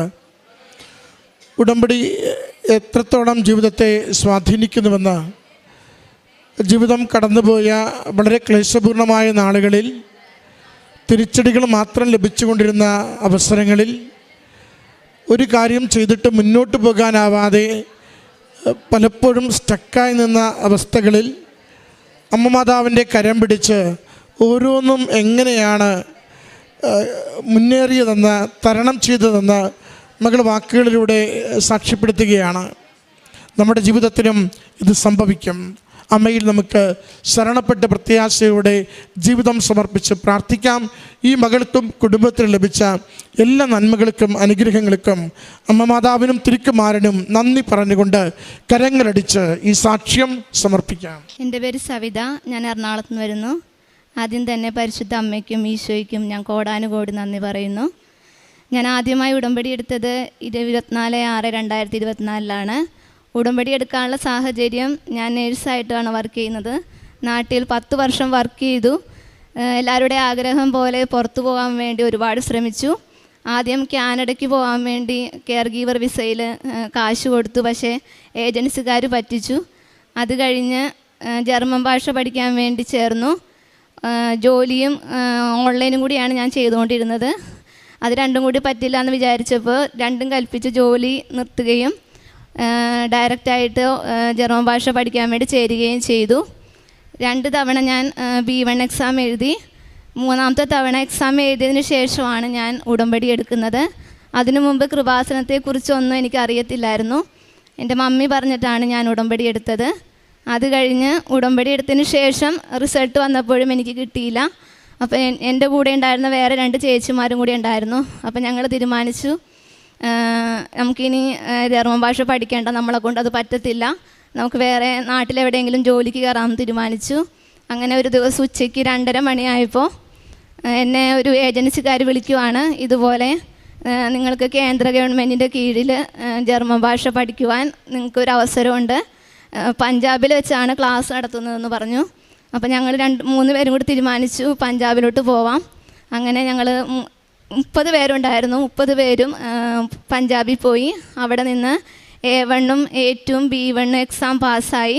പരിശുദ്ധ അമ്മയുടെയും ഈശോയുടെയും കൃപയാൽ ഒരു പൈസ പോലും ചിലവില്ലാതെ ഞങ്ങൾ 30 പേരും A1ഉം A2ഉം B1 എക്സാം പാസ്സായി. 2024 ഓഗസ്റ്റ് 2-ാം തീയതി ജർമ്മനിയിലേക്ക് പോകാനുള്ള ഭാഗ്യം ലഭിച്ചു. ഞാൻ ഇവിടെ നിന്ന് ജർമ്മനിലേക്ക് പോയപ്പോൾ ഒരു കാര്യമേ ആഗ്രഹിച്ചുള്ളൂ, എൻ്റെ ഉടമ്പടി ഒരു കാരണവശാലും മുടങ്ങിപ്പോവരുത്. അതുപോലെ തന്നെ വിശുദ്ധ കുർബാനയിൽ പങ്കെടുക്കുവാനുള്ള ഒരു ഭാഗ്യം എനിക്ക് തന്നെയെന്ന് ഞാൻ പ്രാർത്ഥിച്ചു. അവിടെ ചെന്ന് കഴിഞ്ഞ് അന്ന് തന്നെ വൈകുന്നേരം ഞാനും എൻ്റെ ഫ്രണ്ടും കൂടി പള്ളി അന്വേഷിച്ചു പോയി. പക്ഷെ അവിടെ ചെന്നപ്പോഴറിഞ്ഞത് ആ പള്ളിയിൽ മാസത്തിൽ 1 തവണയേ കുർബാനയുള്ളൂ. അത് കേട്ടപ്പോൾ ഒരുപാട് സങ്കടമായി. 1 മാസം ഞങ്ങൾക്ക് അവിടെ ക്ലാസ് ഉണ്ടായിരുന്നു. അത് കഴിഞ്ഞ് ജോലിക്കായിട്ട് വേറെ സ്ഥലത്തേക്ക് പോയി. അപ്പം ഞാൻ ലൈറ്റ് ക്യാൻഡിൽ റിക്വസ്റ്റ് പേരിട്ട് പ്രാർത്ഥിച്ചു. അതിൽ വെച്ച നിയോഗം എന്ന് വെച്ചാൽ പള്ളിയുടെ അടുത്ത് തന്നെ ഒരു വീട് ലഭിക്കുന്നതിന് വേണ്ടിയാണ് ഞാൻ പ്രാർത്ഥിച്ചത്. അത്ഭുതമെന്ന് പറയട്ടെ, എൻ്റെ ഞാൻ താമസിച്ചിരുന്ന ഹോസ്റ്റലിൽ നിന്ന് വെറും 4 മിനിറ്റേ ഉണ്ടായിരുന്നുള്ളൂ പള്ളിയുടെ അടുത്തേക്ക്. അങ്ങനെ എല്ലാ ദിവസവും പള്ളിയിൽ പോകുവാനും വിശുദ്ധ കുർബാനയിൽ പങ്കെടുക്കുവാനുള്ളൊരു ഭാഗ്യം എനിക്ക് ലഭിച്ചു. അത് കഴിഞ്ഞ് അവിടെ ചെന്നായിട്ടായിരുന്നു ഞങ്ങൾക്ക് B2 എക്സാമും അതുപോലെ തന്നെ രജിസ്റ്റേർഡ് നേഴ്സ് ആകാനുള്ള എക്സാമും ഉണ്ടായിരുന്നു. പക്ഷേ B2 എക്സാം പരിശുദ്ധ അമ്മയുടെ കൃപയാൽ നല്ല മാർക്കോടുകൂടി, പ്രതീക്ഷിച്ചതിൽ നല്ല മാർക്കോടുകൂടി, സ്പീക്കിങ്ങിന് 100-ൽ 96 മാർക്കും അതുപോലെ തന്നെ റൈറ്റിങ്ങിന് 20-ൽ 19 മാർക്ക് നൽകി അമ്മ അനുഗ്രഹിച്ചു. എക്സാമിന് പോയപ്പോൾ ഉടമ്പടി ഉപ്പ് ഞാൻ എക്സാം ഹാളിൻ്റെ ഫ്രണ്ടിലിടുകയും കാശ് രൂപം കയ്യിൽ വെച്ച് പ്രാർത്ഥിക്കുകയും എനിക്കൊരു അടയാളം തരാൻ വേണ്ടി അമ്മയോട് ഞാൻ പറഞ്ഞായിരുന്നു. എക്സാം ഹാളിൽ കയറിയപ്പോൾ എക്സാമിനർ ഇട്ട ഡ്രസ്സ് അമ്മയുടെ നീല കളറുള്ള ഡ്രസ്സാണ് ഇട്ടിരുന്നത്. അപ്പോൾ എനിക്ക് വിശ്വാസമായി അമ്മ എൻ്റെ കൂടെ ഉണ്ടെന്ന്. റിസൾട്ട് വന്നപ്പോൾ നല്ല മാർക്കോട് കൂടി തന്നെ പാസ്സാകാൻ സാധിച്ചു. അത് കഴിഞ്ഞ് ഞങ്ങൾക്കൊരു എക്സാം ഉണ്ട്, അത് രജിസ്റ്റേർഡ് നേഴ്സാകാനുള്ള എക്സാമാണ്. ഞങ്ങൾ 30 പേര് പോയതിൽ 2 പേർക്ക് എക്സാം വേണ്ടാന്ന് പറഞ്ഞു. അതിലൊരു വ്യക്തി ഞാനായിരുന്നു. എല്ലാവരും പറഞ്ഞു എക്സ്പീരിയൻസിൻ്റെ ബേസിൽ കിട്ടിയതാണെന്ന്, നാട്ടിലുള്ള എക്സ്പീരിയൻസിൻ്റെ ബേസിൽ. പക്ഷെ ഞാൻ വിശ്വസിക്കുന്നത് പരിശുദ്ധ അമ്മയും ഈശോയും തന്ന വലിയ കൃപയാണെന്ന് ഞാൻ വിശ്വസിക്കുന്നു. ആ എക്സാം എഴുതാതെ തന്നെ രജിസ്റ്റേർഡ് നേഴ്സിനുള്ള സർട്ടിഫിക്കറ്റ് ലഭിക്കുന്നതിന് വേണ്ടി അമ്മ അനുഗ്രഹിച്ചു. കൂടെയുള്ള പിള്ളേരൊക്കെ ആ എക്സാമിൻ്റെ സമയത്ത് ടെൻഷൻ അടിക്കുന്നത് കണ്ടപ്പോൾ എനിക്ക് പരിശുദ്ധ അമ്മയോട് അവർക്ക് വേണ്ടി പ്രാർത്ഥിക്കുവാനും, ഞങ്ങൾ 30 പേര് പോയതിൽ 26 പേരും എക്സാം പാസ്സായി. ഇനി 2 പേർക്കും കൂടി എക്സാം പാസ്സാകാനുണ്ട്. അവരെ അമ്മ പാസ്സാക്കുമെന്ന് തന്നെ ഞാൻ ഉറച്ച് വിശ്വസിക്കുന്നു. അതുപോലെ തന്നെ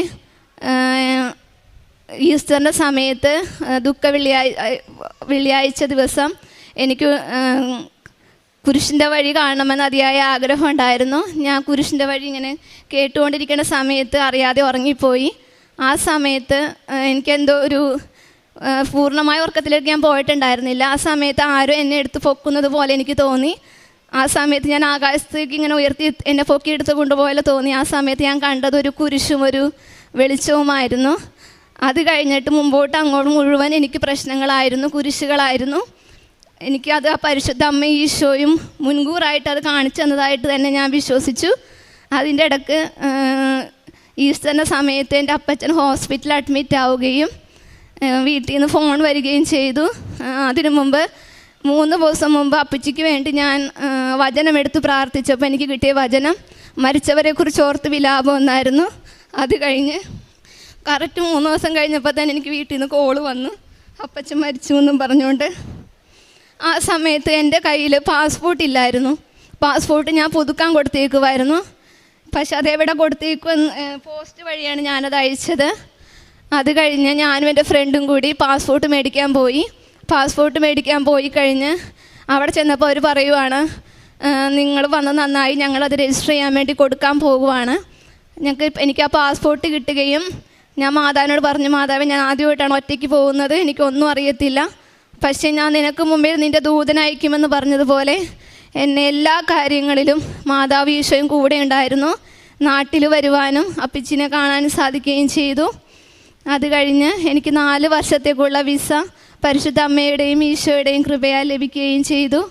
അതുപോലെ തന്നെ എൻ്റെ ചേച്ചിക്ക് 6 മാസമായിട്ട് നടുവേദനയായിരുന്നു.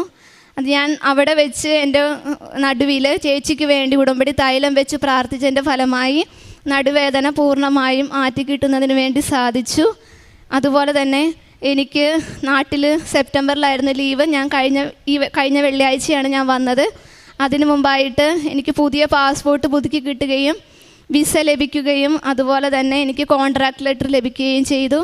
ഇത്രയും വലിയ അനുഗ്രഹം എൻ്റെ ജീവിതത്തിൽ ചൊരിഞ്ഞ പരിശുദ്ധ അമ്മയ്ക്കും ഈശോയ്ക്കും ഞാൻ കോടാനുകോടി നന്ദി പറയുന്നു.